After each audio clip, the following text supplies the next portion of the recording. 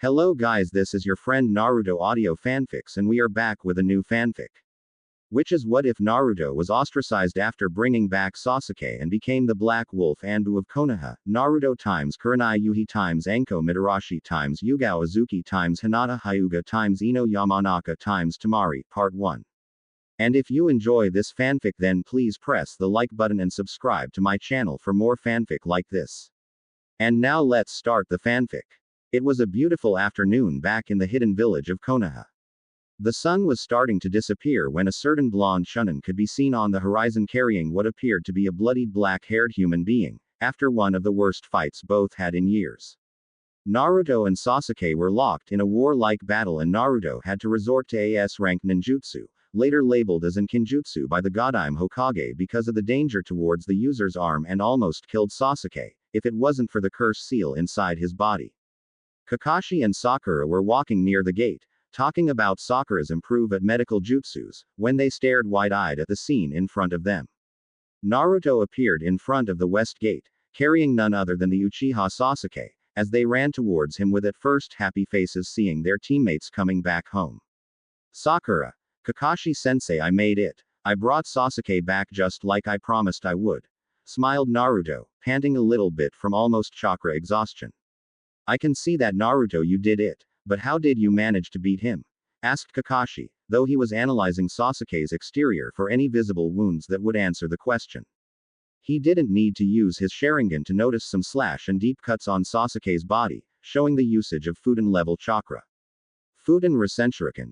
It was my only hope, Kakashi-sensei. Sasuke is a true genius. He managed to create a Raiden Jutsu where he channels the energy of a lightning falling from the sky and contains it with his bare hands. It was a matter of life and death. I had to use that technique, explained Naruto with vigor, since he knew it was a kinjutsu he just used. He was able to contain the energy of a lightning on his hands, quite impressive. It seemed similar to my Reikiri, but from Naruto described it's even stronger.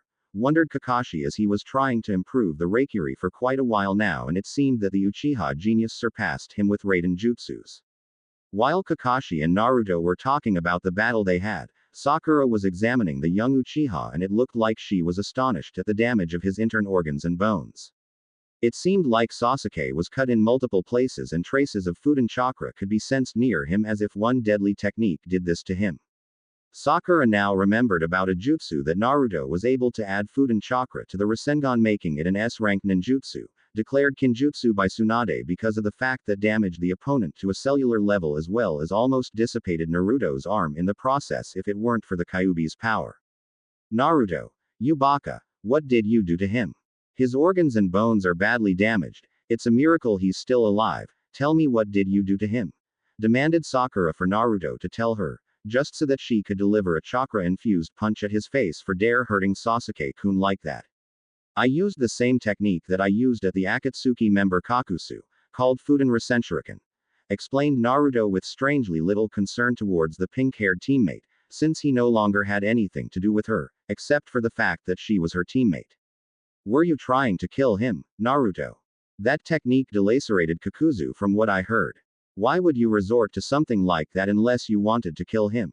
Right now she was screaming instead of just opening her mouth as well as channeling chakra to her fist so as to just wait for the answer and punch him square in the face. The way I see it, he's alive and the fact that he would have killed me with his Raiden technique had I not used mine, pretty much justifies my choice of action, said Naruto as he got up and now was in a relaxed position while his chakra was being refilled.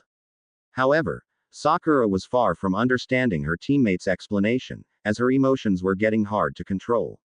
The amount of damage to Sasuke's body just set her on edge and she just couldn't believe Naruto would do this much level of damage to their once teammate. You almost killed him with that technique, Naruto. It's a miracle that his body was able to withstand the damage, observed Sakura, while indirectly accusing Naruto on going overboard and try to kill Sasuke by using the disguise of trying to save him. However, Naruto took that hint and became immediately angry. He is alive, goddammit, what else do you want from me, Sakura?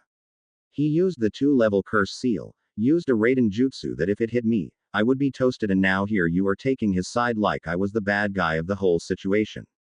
In case you don't know, Sasuke already tried to kill me once, this would be his second attempt, had I didn't use my technique, said Naruto, trying to reason with the damn banshee. You did try to kill him. Curse you, Naruto. I'll tell Tsunade-sama about this, you'll be out of shinobi duty.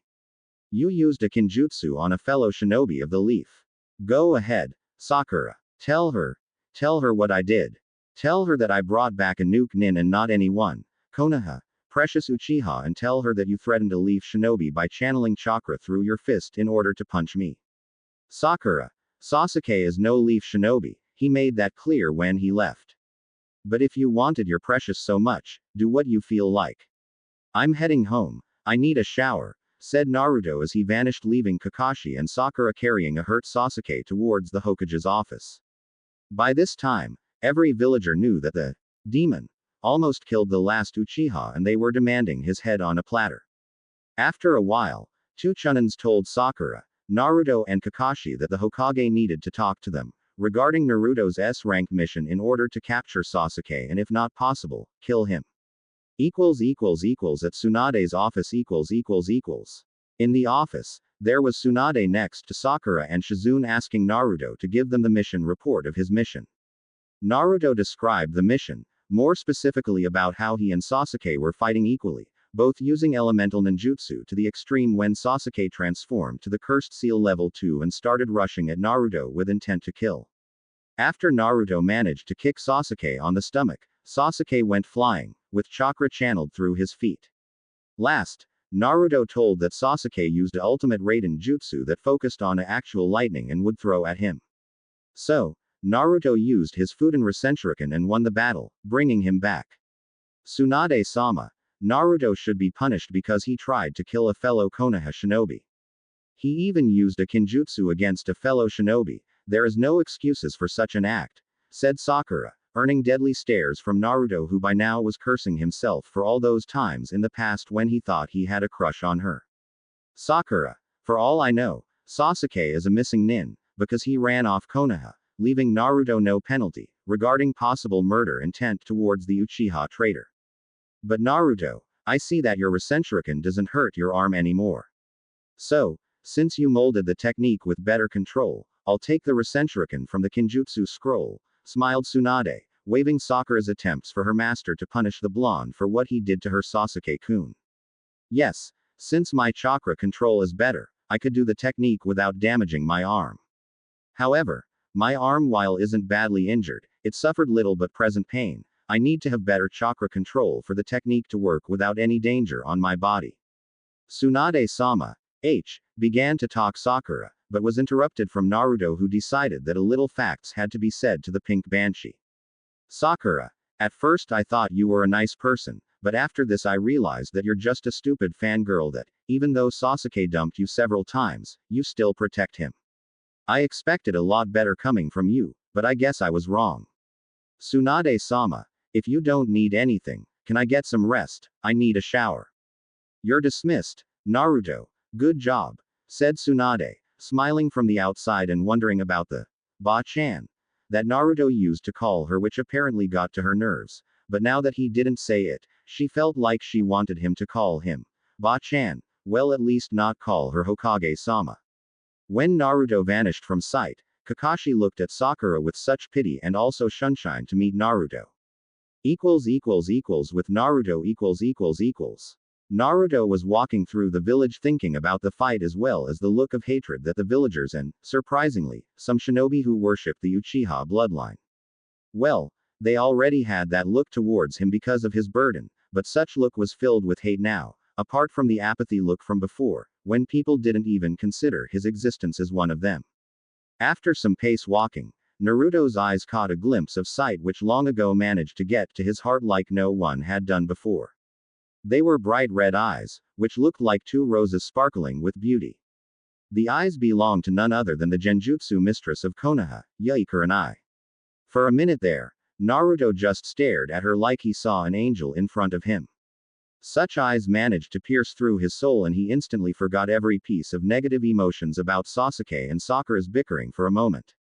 He wished he could look at them forever and just dies happily.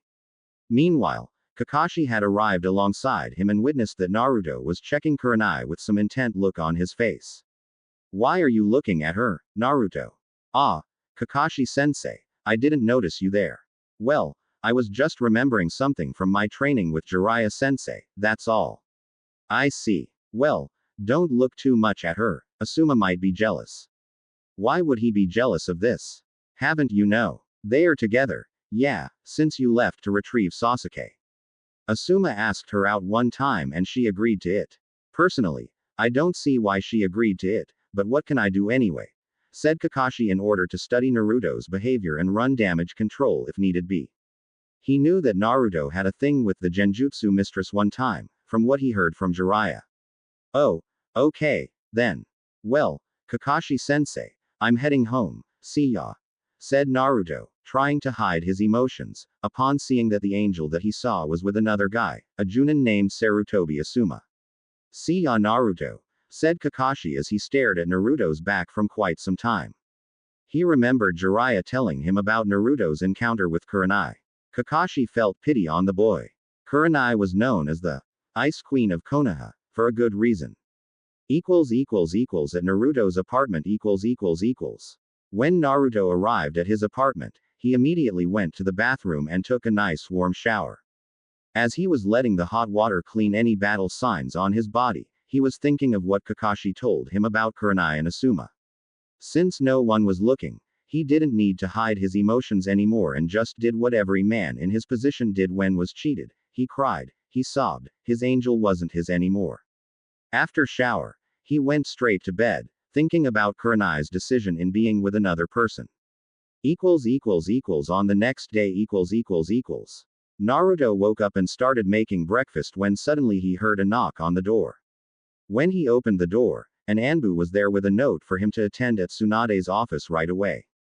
Naruto changed his clothes and quickly put his Chunin vest, in this FIC, Naruto became Chunin at the age of 14, when he was at Kumo, training Fuden Jutsus. They held a little tournament and Naruto won, being nominated to Chunin by Kumo, who sent a letter to Tsunade, asking to promote Naruto as a Chunin. Tsunade, after receiving the letter from Kumo and picked Naruto's results at the last Chunin exam, and she noticed that Naruto managed to beat Hyuga Neji and prevented Shukaku from destroying Konoha, so she upgraded him to Chunin, sending a slug summon to find Naruto and give the news with his Chunin vest, jumping through rooftops to arrive. At Tsunade's office, Naruto spotted Kakashi there as well and assumed that he was going to a mission with Kakashi-sensei. Naruto, enter. I have a matter of extreme importance that involved your last mission. You see, the council had the same thought as Sakura and they're accusing you of trying to kill the Uchiha bastard. Here is a petition to dismiss you from active shinobi duty from trying to harm a shinobi of the leaf. Figured. Just because the Uchihas were a respected clan, they have these privileges. So, what will be your decision, Tsunade-sama? Asked Naruto, not showing any signs of anger or any negative emotions, much to the dismay and surprise of the blonde Hokage, who was expecting a huge scream of anger coming out of Naruto, maybe even hearing some shouts along the way, but none came. In my opinion, Sasuke is considered a missing nin because of his treason to Konoha. Therefore, if any ANBU or Konoha Junin were to encounter him, they would try and kill him on the spot. Since you are a Konoha shinobi, you were acting with all powers to do just that, so you are in nowhere guilty for your actions towards the Uchiha traitor. Leave it to me, Naruto, I'll handle the council. Tsunade-sama, I have a request to ask of you, asked Naruto, as he thought about it after getting out of the shower last night. He needed something to take him away from all the pain. First, his fight against Sasuke, then Sakura protecting the Uchiha over him. Lastly, but way more painful, was seeing Kurenai, the love of his life, with another man. He needed to get away and he knew what he had to do. What is it? Asked Tsunade, though she was suspicious of Naruto's body reactions or rather lack of one. If possible, I would like to join as a member of the ANBU, said Naruto, earning looks from the Hokage and Kakashi. Now, both Kakashi and Tsunade were astonished to say the least. They did not expect this coming from Naruto. The blonde was always the cheerful being with the happy smile on his face, but now what they saw was nothing but a fragment of that being. Once Tsunade asked of the reason why he wanted to be a part of ANBU, he simply stated that he needed to get away from all the pain he suffered yesterday and to forget a certain someone. Kakashi had a hint of who that person would be and wasn't surprised to see that his ex-student was suffering. Naruto, is that what you want? So I'll grant your wish. Just give me what mask would you be willing to wear to hide your identity? Black Wolf. Black Wolf. Why black? Except from you Kakashi-sensei, Iruka-sensei, Jiraiya and Tsunade-sama, I'm all alone in this world. The Black Wolf is a sign of my personality. Wolves usually travel in packs, but there is always one of them that travels alone but is feared by most. That's what I want to be from now on, a lone wolf. Tsunade and Kakashi were studying some hint of emotions coming from Naruto and couldn't find any. Suddenly, both of them came to realize that after looking focused to his eyes, they could see the feral grin coming from inside him. Each of them shaked a little at the sight of those eyes. If one were to look deep into his eyes, one could see a mixture with deep blue and a feral yellow color that could show what a nightmare really meant. If Naruto were to use the Kyuubi's power, even Orochimaru would piss in his pants right now. Black Wolf it is, then. Please attend at ANBU headquarters for your clothes and your test. Test. Yeah, they will test you to see to what area you'll be directed to. You see ANBU is divided in 5 areas. Tracking, medical team, assassination, demolition and first response team. As the names of each of them suggests, I'm sure you know which is which. I would assume you would be a part of first response team, since you showed aspects of every kind of mission, but I can't assign ANBU teams, that's their competence. Arigato, Tsunade-sama, said Naruto as he left through the door, leaving a shocked Tsunade and a surprised Kakashi. Now, Naruto went to a training ground in order to train his other affinity, which appeared after he came back from killing Kakuzu. Suddenly, a brunette Kunoichi was passing by when her eyes noticed the blonde shinobi going away. Instantly, tears started to fall from her face. She was feeling guilty of the fact that she abandoned him, because of his age, but right now she was ashamed of what she did to Asuma and Naruto. After Naruto left to retrieve Sasuke, she started having second thoughts of staying with him since he was younger, so she agreed to date Asuma. But after some thought, she figured that the way Naruto was to her, she felt like he was the one for her and not Asuma. On the next day, Naruto awoke and went out of his bedroom to a little passageway that showed a great view of Konoha's neighborhood as he soft gust of wind passed through his face and literally blew all his worries of the world even if was only for a second. His only duty today was to showing at ANBU headquarters for his test in the afternoon. Once he changed into his ninja clothes and his chunin vest, he went through the streets of Konoha for a little walk. At some time, he ran into Kakashi and they started talking about doing some training and about Naruto's test. Ohio, Naruto. How you are up to this morning? Ready for your test this afternoon? Said Kakashi, smiling towards his student who in just a few hours could be the youngest one of the rookie 9 to enter the ANBU Special Forces, and even though Kakashi had the mask, pride was literally visible on his features, as he saw Minato's face in Naruto. Ah, Kakashi-sensei. I'm sure I was just thinking on heading towards the lake. I recently got a scroll on some Suiten jutsus and I would like to have a run on them, see how I do. Maybe even use them to impress the ANBU judges, said Naruto as held the scroll he was holding and showed to him. Very good. I got free time, why don't I come along and help you with your training? If I already seen such jutsus, I could see what you're doing wrong and correct them. Also, I would like to talk you about what is like to be a member of ANBU, consider it my legacy to you. I was an ANBU captain after all. Great. Let's go then, said Naruto as him and Kakashi were tagging along towards the lake, in order to see what are those jutsus Naruto wanted to learn as well as practice them to use at the ANBU's test. So, tell me Naruto. How are you feeling today? Asked Kakashi, earning surprised looks from Naruto, since he didn't know that Kakashi knew about him and the Genjutsu mistress and wondered if his Sharingan was somehow reading his mind as they talked. What do you mean? Kakashi-sensei, I feel good. I'm about to become an ANBU, what's not to be feel good about, said Naruto almost mumbling the rest of the sentence, while looking down at the same time, thinking about the girl who was once his angel here on earth and now she was with another guy. I'm actually hurt that you would think less about my ability to understand emotions, Naruto. Tell me it is about the girl from yesterday, right? The one you were looking at. I could very well see your sadness when I told about her relation with Sarutobi Asuma. It's okay, you can tell me these things if you want to, asked Kakashi, before seeing Naruto's head lift and his eyes were looking directly at Kakashi's, much to his dismay, since he knew sadness when he looked at it and such look wasn't different. Well, I'm sure that Asuma can offer her more than I could. I mean, he's her age and all that, how can I compete with someone as experienced as him? Asuma is a powerful Junin while I'm a Chunin wanting to get into ANBU. Between us, she chose him. After some talking about Naruto's feelings and some of Kakashi's experience back in ANBU, they trained the specified jutsus that were on the scroll Naruto picked up. Upon an hour, Naruto mastered the 2 Suiden jutsus on the scroll and just relaxed a little bit near the lake, lost in his thoughts. I thought she loved me, but I guess that's not good enough for her. She is a strong kunoichi, she needs an even stronger shinobi to protect her. Needing to change the subject, Naruto and Kakashi talked about ANBU and some tough missions that Kakashi had to endure while being an ANBU captain.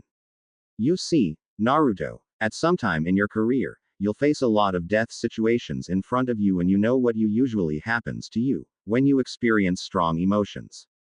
As an ANBU, you need to keep your emotions at bay. ANBU are the elite. ANBU are power, agility, stealth, experienced. But I guess you do just fine with your stamina, power and jutsu arsenal. I believe you'll do just fine. Don't need to worry about me losing to my emotions, Kakashi-sensei. As you may or may not see, I'm not that stupid kid who was always jumping around and saying those inspirational craps all the time. And if you are wondering if I am like this because of Kurenai, you're sadly mistaken. I dropped that mask a few months after leaving with Jiraiya-sama for training. Just how do you think I was able to beat those Kumo shinobis in the first place? Kakashi tried to look deep at his cerulean eyes in order to understand just who was the one talking to him, and, by some point he concluded that he was the real Naruto, without his invisible mask of 100 happiness.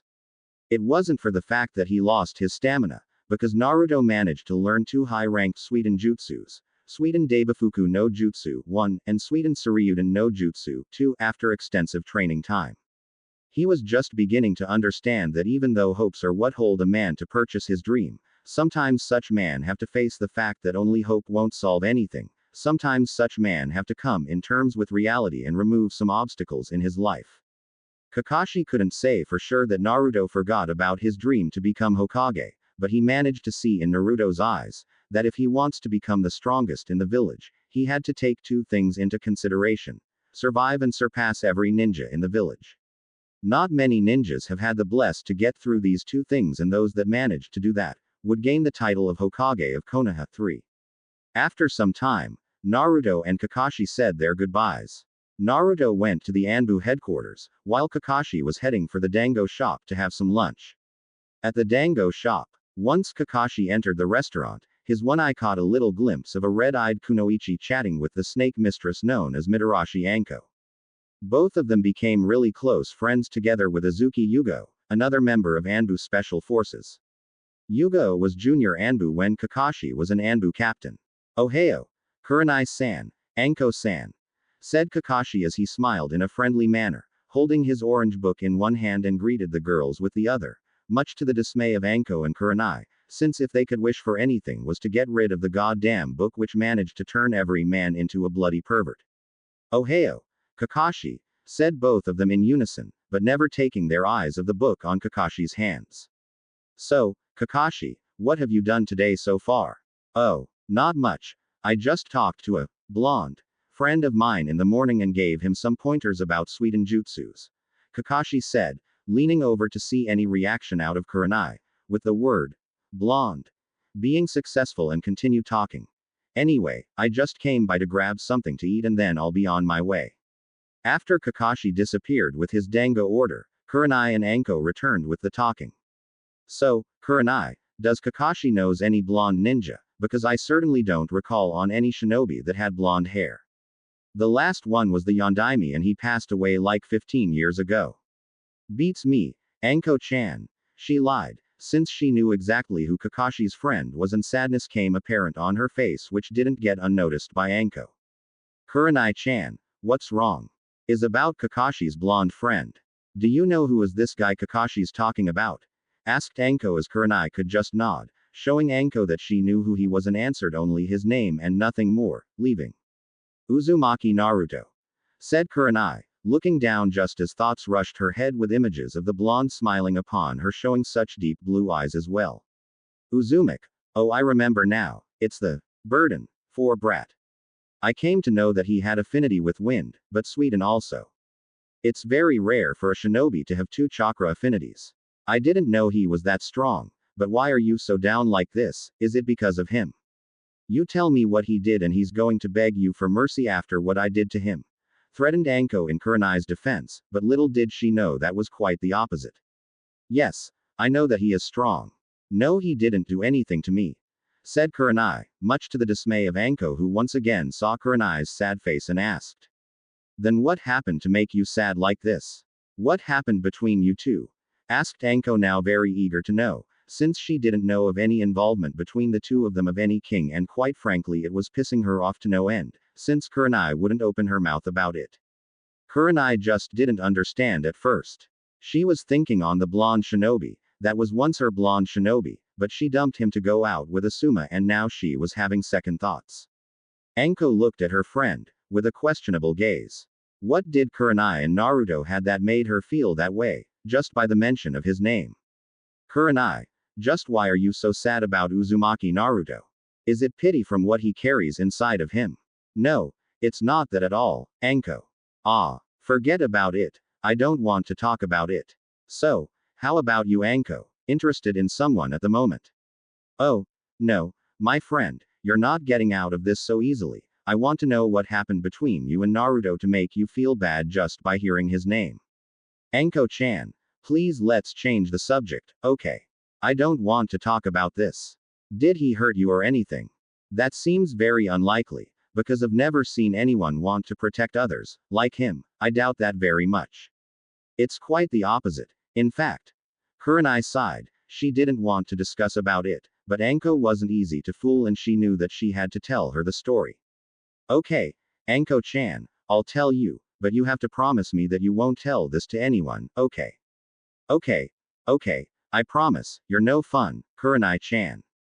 The thing is, it was I who hurt him in the first place, Kurenai said, learning a surprised stare from his friend, 5, as Kurenai was telling her the story.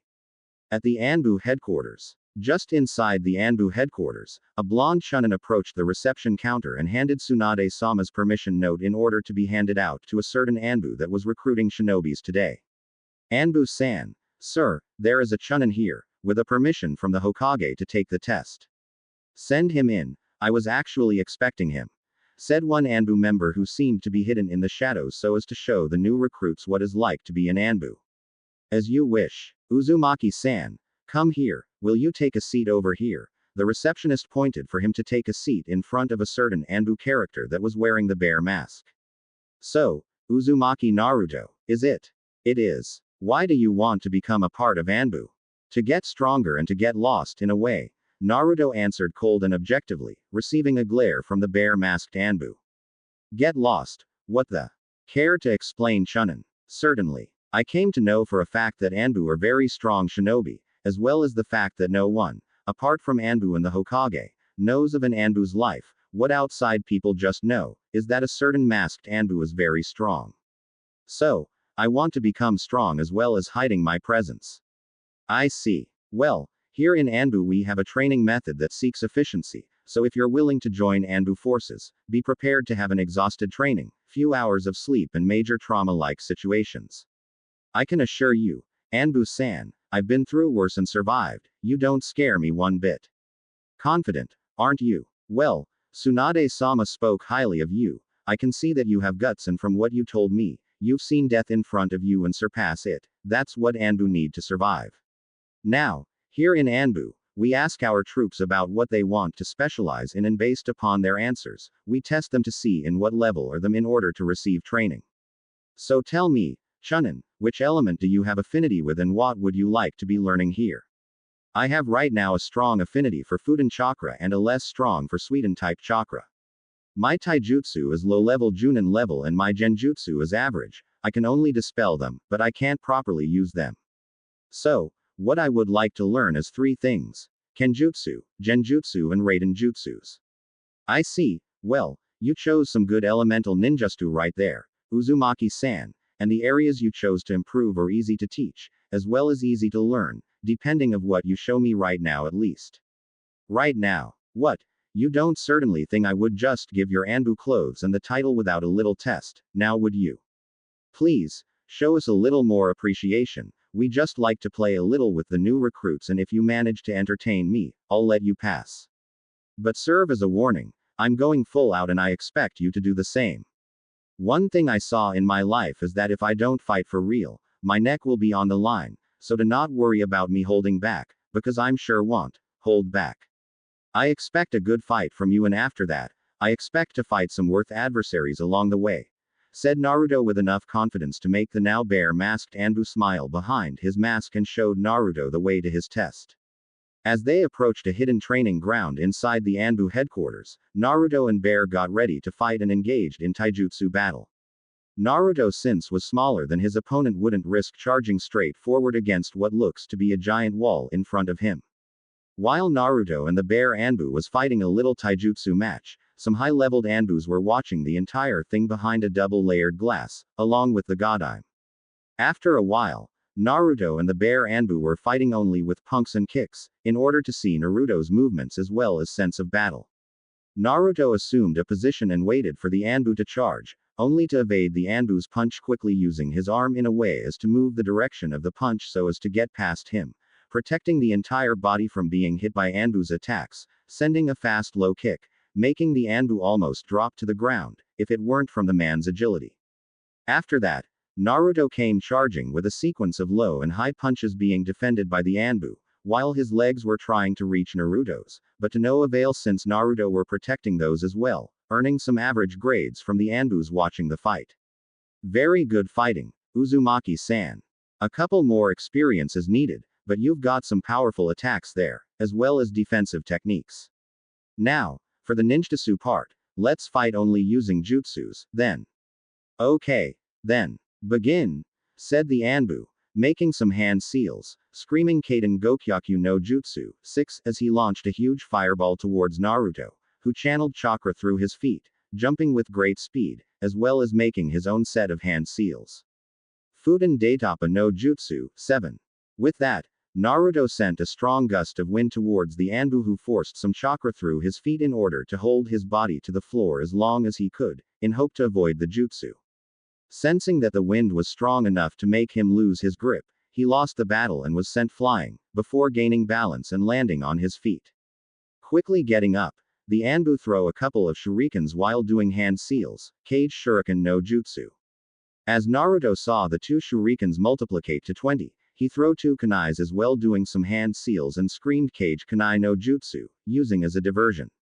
While the kunais and shurikens were equally matched in number, a lot of weapons could be seen on the ground, but when the ANBU went to look for his opponent, he was long gone, hiding his chakra in order to wait for the right moment. Naruto. No, 5 Narutos rounded the ANBU as he made Cage Bunshin no Jutsu. Meanwhile, the Bear ANBU was cursing behind his mask. Damn it, this Chunin cornered me, now there is 5 of them and either one of them can use jutsus, I have to be careful. Naruto practiced this strategy once with Jiraiya. All he need to do was make each clone appear to perform a technique at the same time, in order to fool the opponent, since he wouldn't know at the time which technique would be coming at him. Not even an Uchiha could manage to escape, since he had to focus on each enemy at a time, leaving him no time to know which one would attack.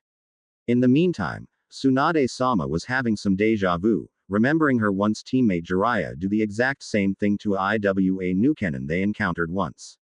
Well, it seems like Naruto learned that from our perverted Sannin after all, Tsunade said, much to the dismay of those present around her. Tsunade-sama, just what is he doing? Just watch. Naruto is cornering the ANBU with 5 Cage Bunshins. Each Naruto is going to perform a jutsu in order for the ANBU to get confused. You see, he has to attend to probabilities. Since Naruto has enough chakra for each clone to use, he can either make them release all jutsus at once, or fool the opponent, since he won't know which one is going to attack. That's brilliant, Hokage-sama. You said he learned from Jiraiya-sama. This Chunin is very interesting. Back at Naruto's fight, each of the clones were making different jutsus, scaring the ANBU a lot, since he knew he could receive all 5 of the jutsus. Suddenly, the 5 clones screamed mostly at the same time. Fuden Daitapa no Jutsu, Rasengan, Suiden Daibafuku no Jutsu, Fuden Rasenshuriken no Jutsu, Suiden Suryuden no Jutsu, earning a wide-mouthed stare from everyone behind the glass, as well as the bear ANBU. You can stop now, Uzumaki Naruto, you've passed the test. Congratulations, said the bear ANBU, merely able to hold his composure at the display of Naruto's abilities with high-level jutsus, and the fact that he wasn't even tired yet, proved that his stamina and chakra capacity were something to call on. Thank you, ANBU-san, I'm quite honored to be a part of ANBU forces, said Naruto, politely bowing at his once opponent and now coworker. You earned it. Now, as you can see here, your supplies are on top of that table over there. You'll have the standard ANBU uniform and a katana, since every ANBU has one. Now, we have 2 choices of katanas. Since you have Fuden chakra affinity, you can choose a katana which steel was forged in order to channel the wind chakra and make your sword not only sharper but also much stronger. I'll have the Fuden katana. Very well. So, you can change over there. Go and return for your nomination by the Godime-sama as a new member of ANBU forces. Understood. In nothing but a minute, Naruto appeared back in the room with his ANBU gear all settled, now standing before the bear ANBU, Tsunade-sama, ex-ANBU Black Ops Hitaki Kakashi, and a few other ANBUs. Why, I'm not surprised to see you here, Kakashi-sensei, said Naruto as he managed to take a glimpse of Kakashi reading his book at the corner of his eyes. Do you really think I wouldn't be here to see one of my students become a part of the elite troop of Konoha? I knew you were going to pass, Naruto, and you sure did. Congratulations. Thanks, Kakashi-sensei. Uzumaki Naruto, put on your mask and come forward, Tsunade ordered Naruto.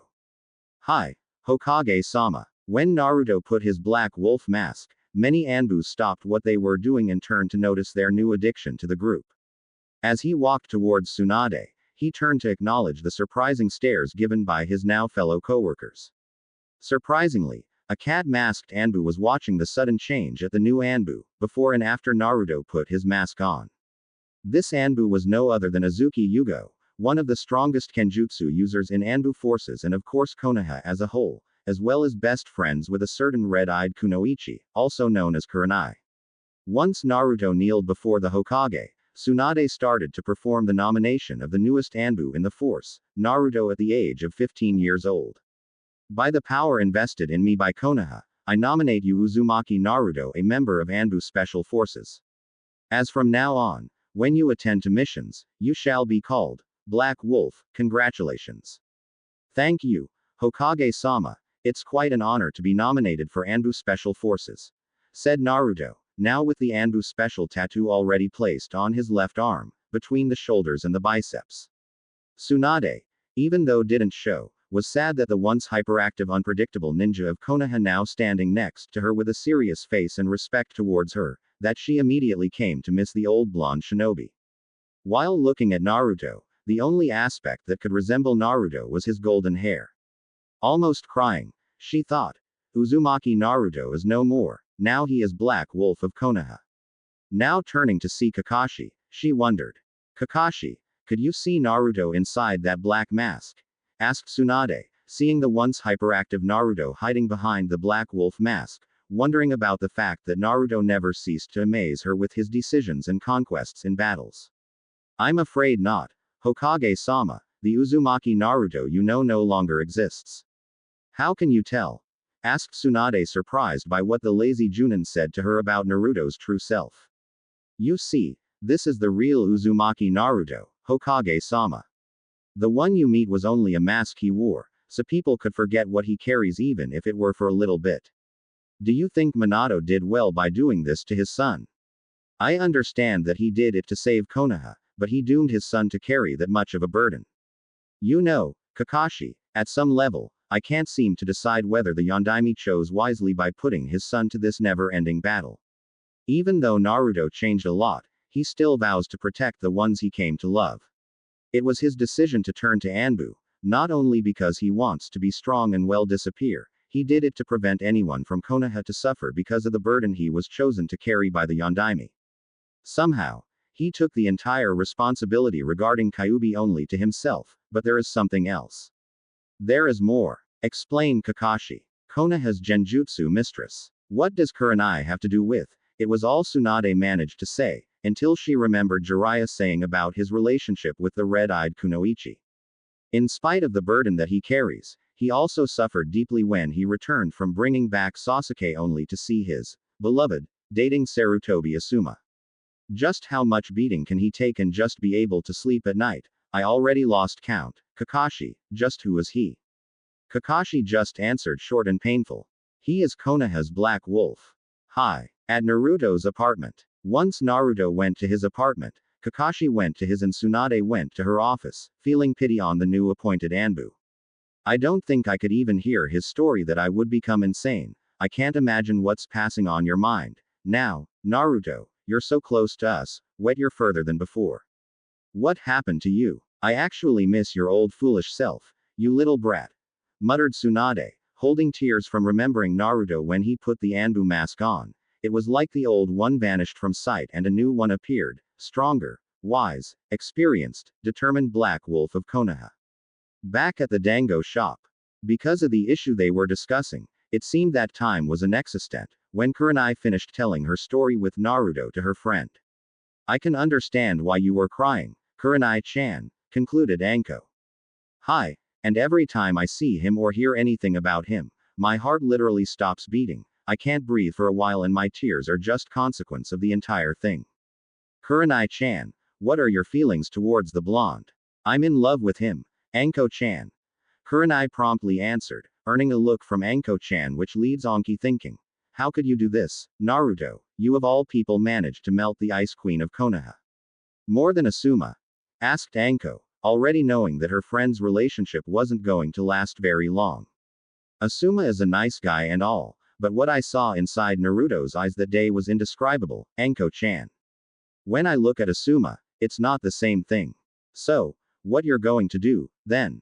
I can't stay with Asuma, knowing I'm in love with someone else, Anko-chan. I would just fool him and I don't want that. Even though Kurenai loved Naruto, she couldn't bring to herself to actually hurt someone else's feelings like she did with Naruto. So you're breaking up with Asuma? Actually Anko was never too thrilled about her friends choosing on dates. Asuma sure was a nice guy and all but she knew that he wasn't any good for her. Asuma, a chain smoker, was a brute guy and was no use to be dating material, at least not to Kurenai's standard, but the way she and Naruto met, Anko just saw the blonde Chunin in a new light. I never should have dumped Naruto, Anko-chan, now I have to talk to Asuma in a way that he don't get hurt. Just do what your heart and intuition tells you, my friend. If Naruto is what you want, then you shall get him. Thanks, Anko-chan. Well, it's getting late and I should wake up early tomorrow to meet with my team, so I'm going to take a quick shower to brush off things. Do that, I'll head home as well.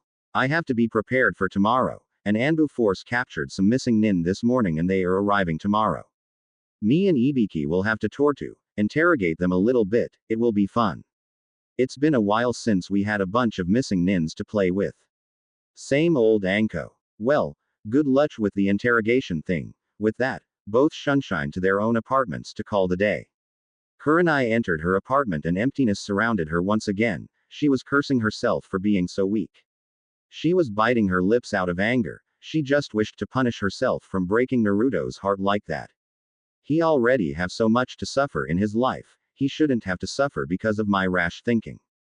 As she was getting ready to sleep, images of the blonde shinobi rushed inside her mind and she stopped breathing once again. She thought she deserved to be like this, she considered this to be Naruto's voice calling up to her for what she did to him. But she would as hell do the right thing and obey what her heart has been telling about. It could take some time, but I must do what I must. Naruto-kun, please forgive me. At her bedroom, Kurenai was having one of the worst nightmares of her life. She was on a forest near the hidden village of Konoha and she saw Uzumaki Naruto standing right next to her, saying something about the Kyuubi and the fact that it's coming their way. But Naruto, how can the Kyuubi come her, when it's trapped within you? I don't know, Kurenai, but you don't have to worry about it. Run, Leave me here, I'll protect the village from the Kyuubi, since it's my burden to carry and only I have the power to stop the fox. Go, Kurenai. Kurenai, then, lifted her head in extreme fear at the vision of the nine-tailed monster. Kurenai, what are you doing? Get out of here. Hey damn fox, I'm the one you want. If you want to kill someone, then I'm here, come and get me. Once said that, Naruto vanished and the Kyuubi started following him, just for her to see a flash and the two were gone. When she was crying her hearts out, she turned to listen Naruto screaming out of nowhere, just remember that I'll always love you, Red Rose. Instantly, when the sun appeared through her face, she woke up and screamed his name repeatedly, not realizing that she was having a nightmare. Right there, she knew that she had to do, actually, two things. She put on her everyday Junin wear and went out to find the one she needed to give the sad news, the one and only Sarutobi Asuma. Suddenly, she got a glimpse at the tall beard man in front of her and called him. Asuma, Asuma, screamed Kurenai like a mad woman, while thinking how to tell him what she intended to, without hurting his feelings, or if so, don't hurt him too much. Kurenai was thinking if Asuma was the same way inside as he was outside. Outside he was a brute force man, the barbarian type, but how he was on the inside, is what she was worrying about, since the news that she was about to tell him wouldn't be pretty. Kurenai, where's the fire? Said Asuma, actually worried about the red-eyed Kunoichi. Kurenai was very subtle, never taking to express much of herself in public like she was now. There was a reason for her reputation as the Ice Queen of Konoha, and she pretty much gave credit to her reputation. Ever since they began dating, there was always something that drove her away of things, like a wrong choice who wouldn't go away, her conscience tormenting her mind for something that he couldn't understand, but he damn well knew there was something wrong with her, especially today. Asuma, I need to talk to you. Simple and to the point. Kurenai pondered about how to tell the guy, have a conversation first and then tell him or spell it out and hope that he didn't take it bad from being dumped by the red-eyed Junin. She decided to just tell him and see what happened. Okay. Not here. Come. Said Kurenai, as she hopped through rooftops heading for an empty training ground. Asuma, for his part, had completely lost any hope of trying to guess what Kurenai wanted to tell him about. Mystery was one of her most noticeable features, and he became somewhat annoyed by such a fact. So, Kurenai, what do you want to talk about and why we need to talk in private? Is there something wrong? Asked Asuma in a cool way, while taking a cigarette out and light it in his mouth, fulfilling his nasty habit, which by the way was his way of coping with things he saw along the way of his shinobi life. Kakashi read ICHA books, Anko and Ibiki torture missing nins for such a thing, bunch of sadists, and Asuma smoked. Asuma, first I want you to promise that you're not going to hate me or misjudge for what I'm about to say, okay? Said Kurenai, making the bared smoker now more worried, since with Kurenai, all could be expected. Little did he know that what he was about to hear would make drop his cigarette on the ground. As the couple seemed to be talking with each other, Kakashi was passing by, obviously reading the new book Naruto handed to him called Ika Ika Tactics. He was giggling like a maniac when his eyes caught Asuma and Kurenai talking about something, and from both their looks, things looked pretty serious. Now, back to the couple, Kurenai was now debating inside her head about how to put it. Not wanting to drag this situation any longer, from fear that someone would come and ruin the whole thing or a mission that needed them both, Kurenai had to say it one way or another. Asuma, I'm in love with someone else. I'm sorry, but I just can't stay in a relationship with other than the one I'm in love with. There, she said it. Surprisingly, a 100-pound weight slipped off her shoulders and a light feeling rushed through her chakra coils. It was like she just found the key for total happiness. Kurenai was glamorous. Asuma, on the other hand, wasn't nearly feeling the same thing. To say that Asuma was taken aback was an understatement. He was shocked by an upgraded version of the Chidori running through his veins and bones. But, right now, Asuma was searching his mind to remember just who have the heart of the Genjutsu mistress, and he at least deserved to know who the guy is. Kurenai, tell me, who is he? I think I deserve an honest answer here. Asuma was fuming all right, but he wasn't known for dwelling much on emotional situations. The man was indeed a barbarian, and such feelings for him just didn't hang around that much inside him, or at least at the moment it wasn't. Yes, Asuma, you deserve an honest answer. The one I'm in love with is Uzumaki Naruto, There, she said it. At that statement, both Asuma and Kakashi couldn't form words in their mouths to comprehend what Kurenai said. What? Naruto? But he's only 15 years old, he's only a chunin, she can't be serious, Asuma. She is in love with Naruto. Man, and I thought Ika was good, this is something else. Kakashi. Kurenai, you're supposed to give me an honest answer here. Naruto is only 15 and a chunin. How can he be the one you're in love with? Babbled Asuma, now angrier from losing Kurenai to a brat with pretty much half their age and probably half their experience as shinobi of the leaf. Little did Asuma know much about how much Naruto suffered in his life because a nine-tailed demon. Asuma, I'm sorry, but I can't explain why, I just do. I hope you can forgive me for deceiving you all this time, but I just couldn't go through with this, knowing that I'm in love with him.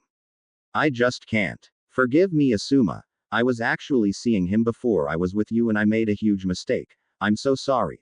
Said Kurenai, opting to just leave him be for the moment, so she could attend to her other objective, that was finding the love of her life again. She figured that Kakashi would know about his whereabouts, since Kakashi and Naruto were like brothers to one another, even though the lazy Junin was Naruto's sensei.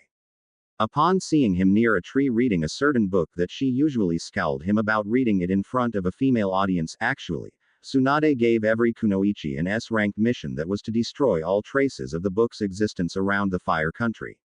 As she arrived, he raised his head and turned to look at Kurenai. Kakashi, I want to talk to you about your blonde friend, said Kurenai, remembering about the weird nightmare that she had involving Naruto and the Kyuubi. What about him, Kurenai? Replied Kakashi, displaying a look of total apathy to the outside world, earning an A+, in showing everyone he just didn't give a damn about anything, but inside Kakashi was interested in what Kurenai wanted to talk to him about Naruto.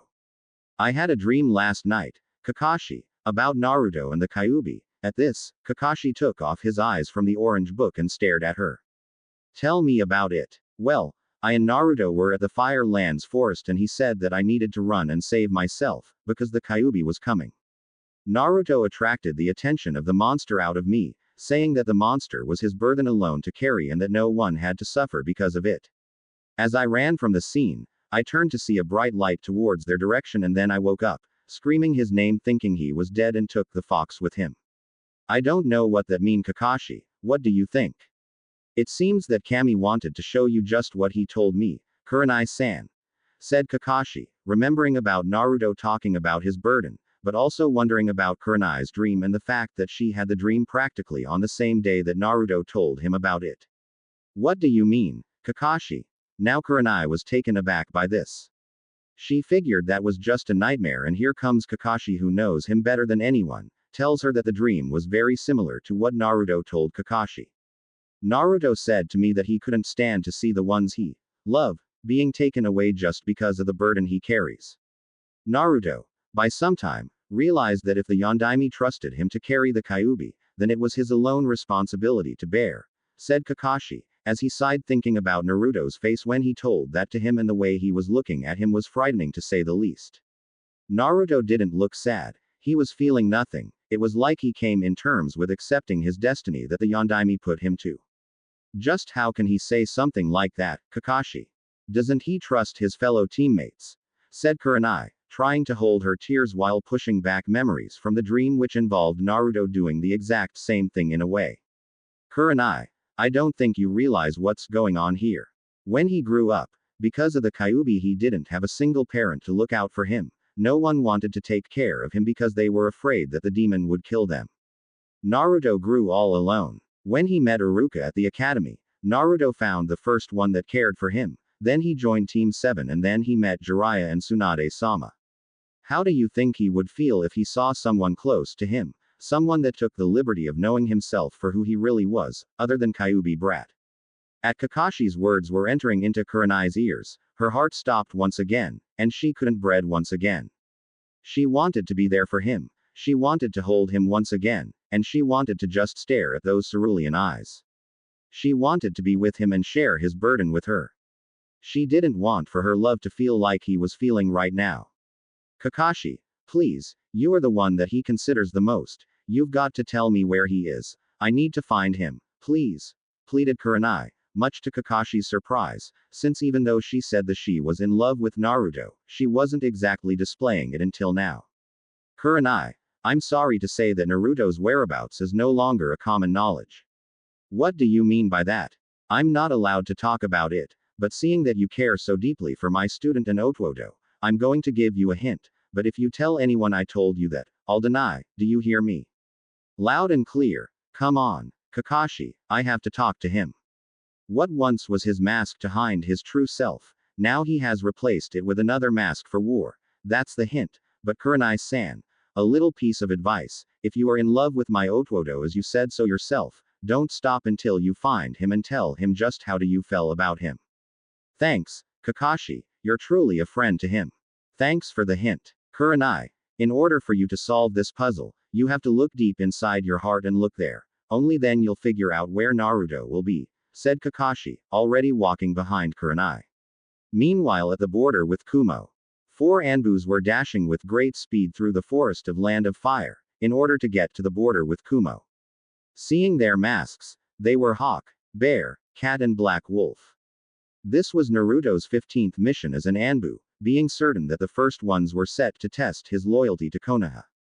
On one mission, he was sent on a trip to a village close to Iwa, alone to recover a missing scroll from the Hokage's vault.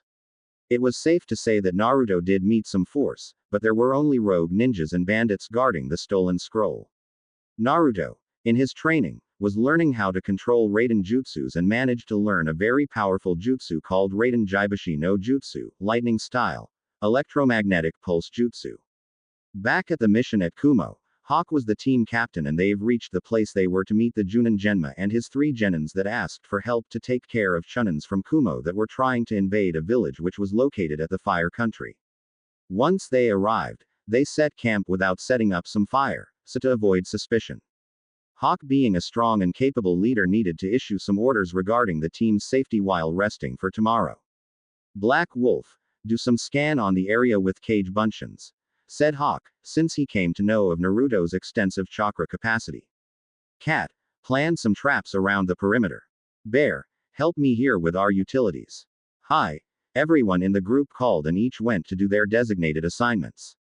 Naruto, now known as Black Wolf, made some cage buncheons and scanned the area, only to find the number of enemies and their positions and report to the squad captain. Hawk, sir, I spotted 5 Kumo Chunins, being 2 on the far east side from here and the other 3 on the left. They are very far from here, though. Good work, Black Wolf. Did you see if they have skills? Only one. Hawk-san, he has a scar on his left cheek. According to my cage buncheon, he felt it a large amount of chakra and if he has just average chakra control, we are going to have one hell of a fight. Got it, Black Wolf. Go help Bear set the camp. Hi, said Black Wolf for Hawk to turn and take a good look at his new soldier. Behind Hawk's mask, he was caught wondering about Black Wolf and the fact that he was only 15 years old and already a part of ANBU Special Forces. Nearly everyone in ANBU has at least 20 years old, yet Black Wolf had so far displayed an excellent job. Hawk would not be surprised if Black Wolf would become ANBU captain very soon. On the next day, Hawk and the rest of his team proceeded with their plan to wipe out the Kumo Chunins from the village. That meant Black Wolf and Bear would go after the group with the strongest of them, since Black Wolf was also the ANBU with most chakra capacity and excellent stamina and the other 2 went to fight the others. Once they arrived at the location of the Chunins as Black Wolf said they would be, Bear and himself was suppressing their chakra in order to avoid detection and if possible, take out the enemy without having to fight. Bear was greedy, so he wanted to take on the high-level Chunin, leaving Black Wolf to kill the weak one. Once they defined their target, both of them rushed to a place that they could get a clear shot and attack the ninjas, knocking them off. Black Wolf took care of his one, but Bear was discovered by the high-leveled Chunin, who actually was an A-rank shinobi of Kumo, a dangerous one, and the thing was that he knocked Bear out, leaving Black Wolf to deal with him. So, Konoha ANBU came to play with us, said the Kumo shinobi with a smirk on his face that looked like he was extremely confident about something. Chuki Kuriku, ranked A-rank shinobi, if you don't leave this premises right now, I'll be forced to imply on you the same fate that your friend there had, only I can't guarantee that I will go easy on you. That guy was a pain in my, He always irritated me. I should thank you for taking him out. I see. Well, so you don't mind if I keep his head, for collection, said Naruto, apparently holding the guy's head and showing to the one who, after seeing the head, pretty much confessed that was actually a friend of the man who supposedly was killed, much to Naruto's grin, knowing that his little plan worked. You bastard. I didn't think Konoha ANBU could be so sick-minded. You just killed my friend there, and for that you'll die by my hands, mark my words for it. Little did he know that he was trapped in one of Naruto's newest genjutsu techniques, which made the other see things that in reality weren't happening. Chuki was furious at Black Wolf for doing that to his teammate, charging at Black Wolf with blinded rage, only for Black Wolf to start making hand seals for cage bunshin and started pounding Chuki with a swift taijutsu combo, kicking him hard in the stomach. With great speed, Chuki formed some hand seals and screamed Fuden Daitapa no Jutsu, wind style, great breakthrough jutsu. In less than a blink, the huge gust of wind came rushing at Black Wolf, leaving him only one way out of it. By channeling chakra through his feet, he jumped away from the force, leaving his enemy wide open for an attack. Naruto threw one shuriken and multiplied, forming 10, by making some hand seals and screaming cage shuriken no jutsu. All the shurikens hit the target, making him lose some blood. Because of this, the enemy fainted from blood loss, leaving Naruto clear to see how this teammate was doing. Bear, are you okay? Asked Naruto, after he helped the big ANBU member getting up from the ground.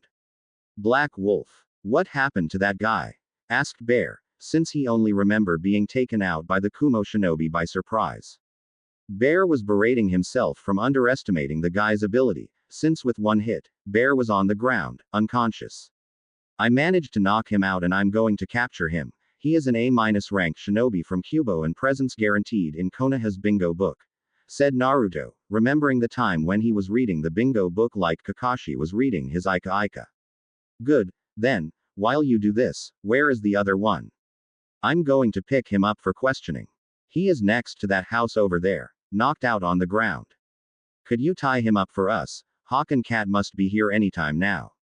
Got it. I'll do it. Just as Naruto were tying Chuki, Hawk arrived with Cat with his captures and requested report. Black Wolf, report. Hi. As we arrived to our location, I managed to take out one of them, but the High Chunin from Kubo discovered Bear's position, knocking him out for a time. As I engaged him, I started pissing him off using a genjutsu to appear that I was holding his teammate's head and showing to him. So I took him on a cage bunshin taijutsu and managed to send him flying. He, after that, sent a Fuden technique at me, in which I dodged and finished him with cage shuriken no jutsu. Good work, Black Wolf. Mission accomplished. Congratulations, team. Let's take these guys to Ibiki-san for interrogation. At Tsunade's office, Tsunade was finishing her paperwork, when, suddenly, 4 ANBUs shunshined inside the office, and screamed loudly for even Shizune to hear outside her office. Mission accomplished, Hokage-sama. You guys don't have to shout, I can hear you. Congratulations, your paycheck will be available once you arrive at the headquarters. Congratulated Tsunade, proud of the fact that this ANBU squad was becoming along greatly with some mission success in a row. Hokage-sama. During our mission, Black Wolf here managed to capture an A-ranked Kumo ninja named Chuki Kuriku. He is already at Ibiki-san for questioning, said Hawk, as he pointed to Black Wolf. Naruto for his part was scowling Hawk since he entered into ANBU just so that he wouldn't be showing his face, and yet here is his captain boosting his image to no one less than the Hokage. Is that right? We have quite a bounty with this guy. Congratulations, Black Wolf, you are to receive the bounty once Kumo pays his rescue money. It took a while, but Tsunade remembered who Black Wolf is, and she was trying to see him, even it's just a glimpse of the once hyperactive shinobi she was getting used to. Everyone, dismissed, except Black Wolf. I need to talk to you. Hi, Hokage-sama. Hold on a minute, Black Wolf. Shizune, are you there? Please come here. You asked, Tsunade-sama. Yes, prepare a message for Kumo. Tell them that we captured this shinobi here trying to harm one of Land of Fire's villages.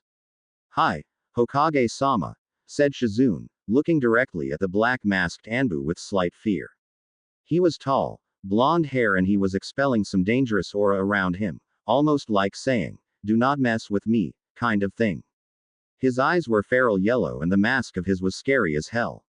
You shall not fear him. Shizune, you happen to know him for quite some time now, said Tsunade, trying to resist the urge to chuckle at her apprentice's reactions towards the new improved Uzumaki Naruto. Hi, Hokage-sama, it's just that his mask is scary, that's all, said Shizune, earning a grin from Tsunade. Come on, Shizune, you know him as well as I do. Is it? Yes, he is. Sorry, I'll excuse myself, Hokage-sama, Anbu-san, said Shizune with some thought. As that Naruto, I can't believe it. So, Black Wolf, congratulations on capturing the Kumo Nin, or shall I say Uzumaki Naruto, said Tsunade, trying to catch an emotional reaction on the boy by revealing his name just so that she could see a single reaction out of him, but to no avail. Tsunade-sama, if you're trying to make me look uncomfortable by sharing my identity, with all due respect, that won't. Is there anything you want from me, Hokage-sama? No, you're dismissed, said Tsunade, frustrated from trying to see just a little glimpse of emotion coming out of the blonde Anbu. At Kurenai's apartment. Back at Kurenai's apartment, she was thinking about Kakashi's hint. Actually, she couldn't stop thinking through her entire mission together with her students, Inuzuka Kiba, Aburame Shino and Hyuga Hinata.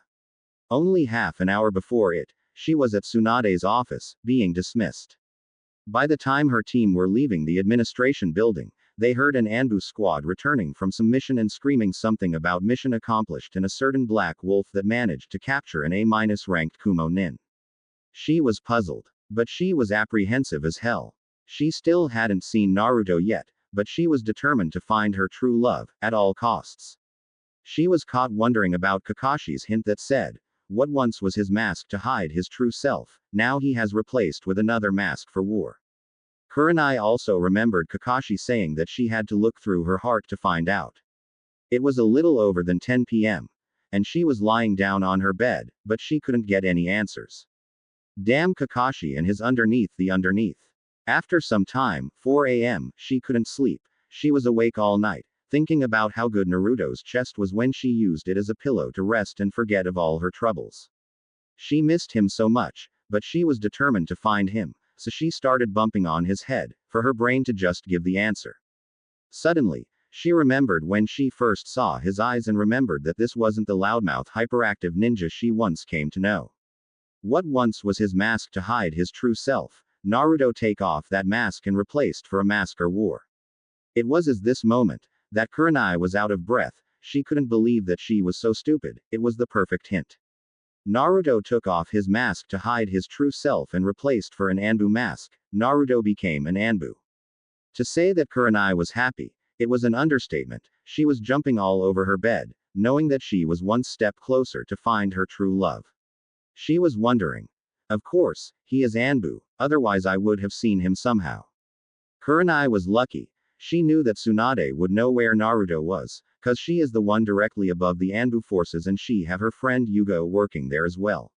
When the sun struck on her room, she felt a little bit tired, but now she couldn't sleep. Suddenly, a knock on the door. When Kurenai opened it, she saw Hinata. Good morning, Hinata. Good morning, Kurenai-sensei. Tsunade-sama called us to get to her office. Okay.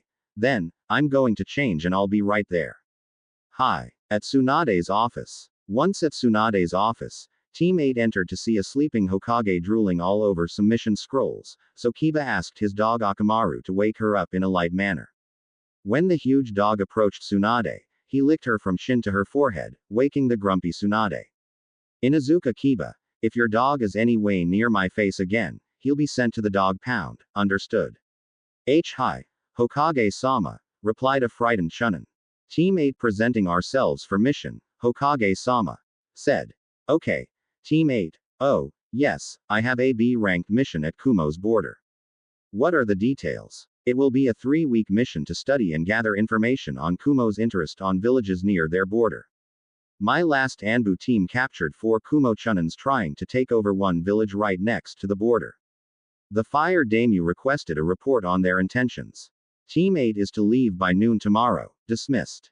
Hi, Hokage-sama. After that, Team 8 left except Kurenai, who wanted to talk to Tsunade in order to get some information regarding Naruto's whereabouts. Yes, Kurenai, what do you wish to talk about?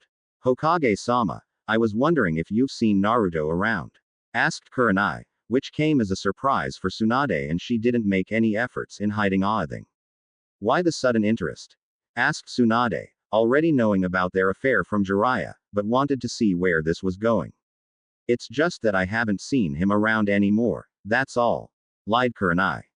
Are you sure? What do you mean, Hokage-sama?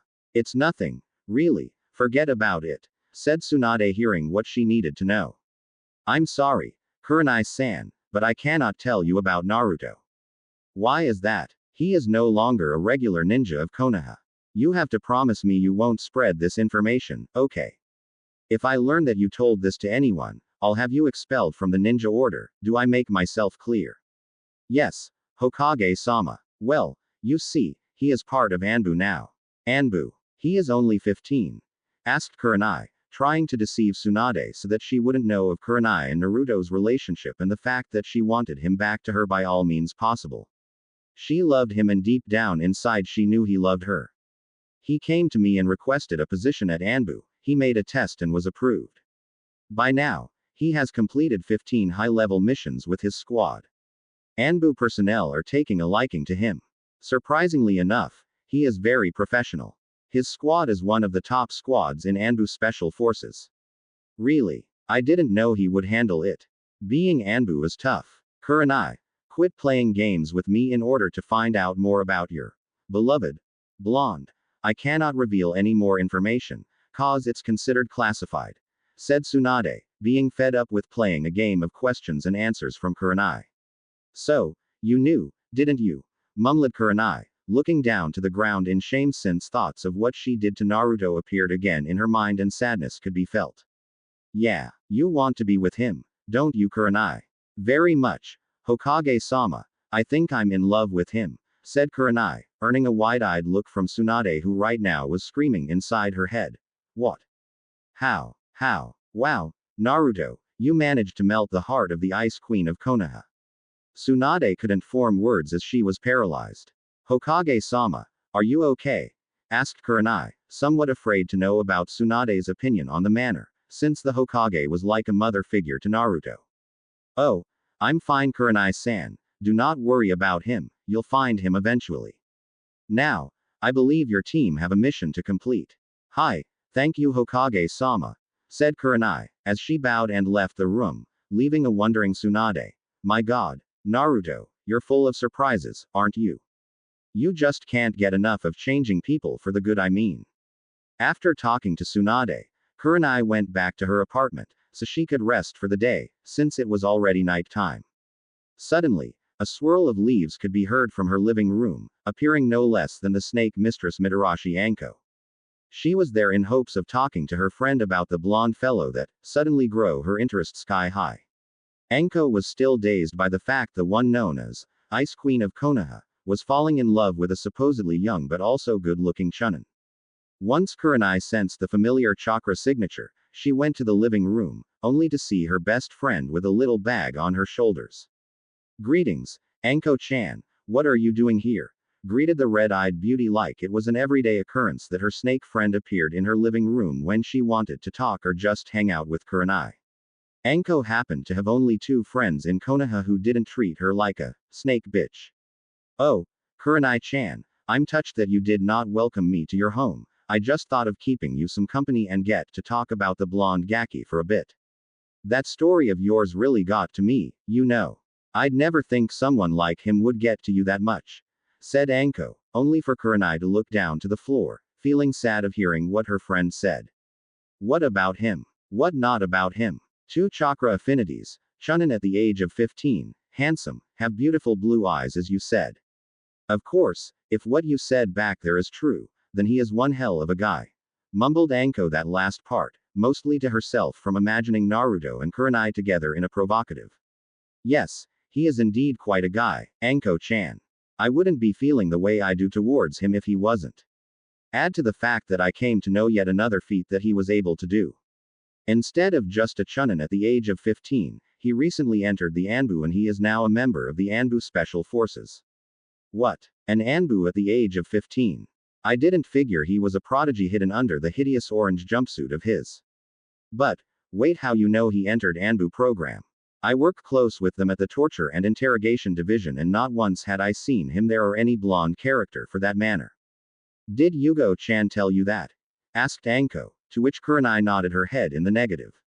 No. Tsunade-sama told me. She even told me that he's doing quite well there, having already completed 15 A-ranked missions and a couple of S-ranked ones, not counting some B and C-ranked missions that I think he already completed, a number close to 30 B and 40 C-ranked. Well, considering his A and S-ranked missions, it only seems accurate to say that he has completed quite a lot of middle-risk level missions, but Kurenai, he is too young to witness the hard life from being a part of ANBU. Trust me, I've been there. Said Anko, showing some concern on the boy's mental stability, clearly not considering just who Naruto is in the first place and the fact that he faced worse than being an ANBU since the day he was born. Anko-chan, if even the Kyuubi no Yoko doesn't scare him, what makes you think that any other event would scare him at all? Besides, I'm quite certain that he might be with Yugo as partners, and she is one hell of a kunoichi. She might be there making sure he was alright. I don't know, Kurenai-chan, it wouldn't seem like that if Naruto is what the rumors have led to believe.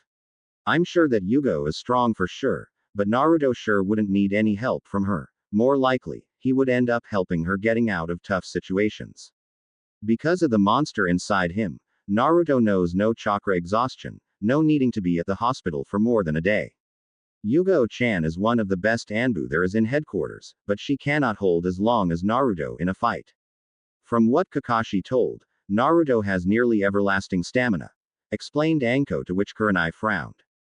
Yugo was her idol. She is part of ANBU Special Forces for quite some time and still has time for dating the Kenjutsu specialist Gekko Hayate. It would be impossible for Kurenai to compare Yugo's fighting ability with just anyone, but she was thinking about her beloved blonde and how would ANBU training make him stronger than he already is. After some extended talk with both of them, they made a little bed for Anko to sleep and continued talking some more, until Kurenai at some point couldn't take him of her mind. Every word Anko said, Kurenai would associate to him, which made her friend a little angry, but seemed to get past it, since she knew how much she was suffering from not getting together with Naruto or even find him for that matter. On the next day, Team 8 consisting of Kurenai, Kiba, Hinata and Shino went to their mission towards Kumo. Along the way, Hinata noticed that her sensei was appearing very sad about something. She never saw her sensei's emotions, other than a quick smile as a sign of congratulating her students. Seeing that, she decided to talk to her and see what was wrong with her sensei. Kurenai-sensei, is there something wrong?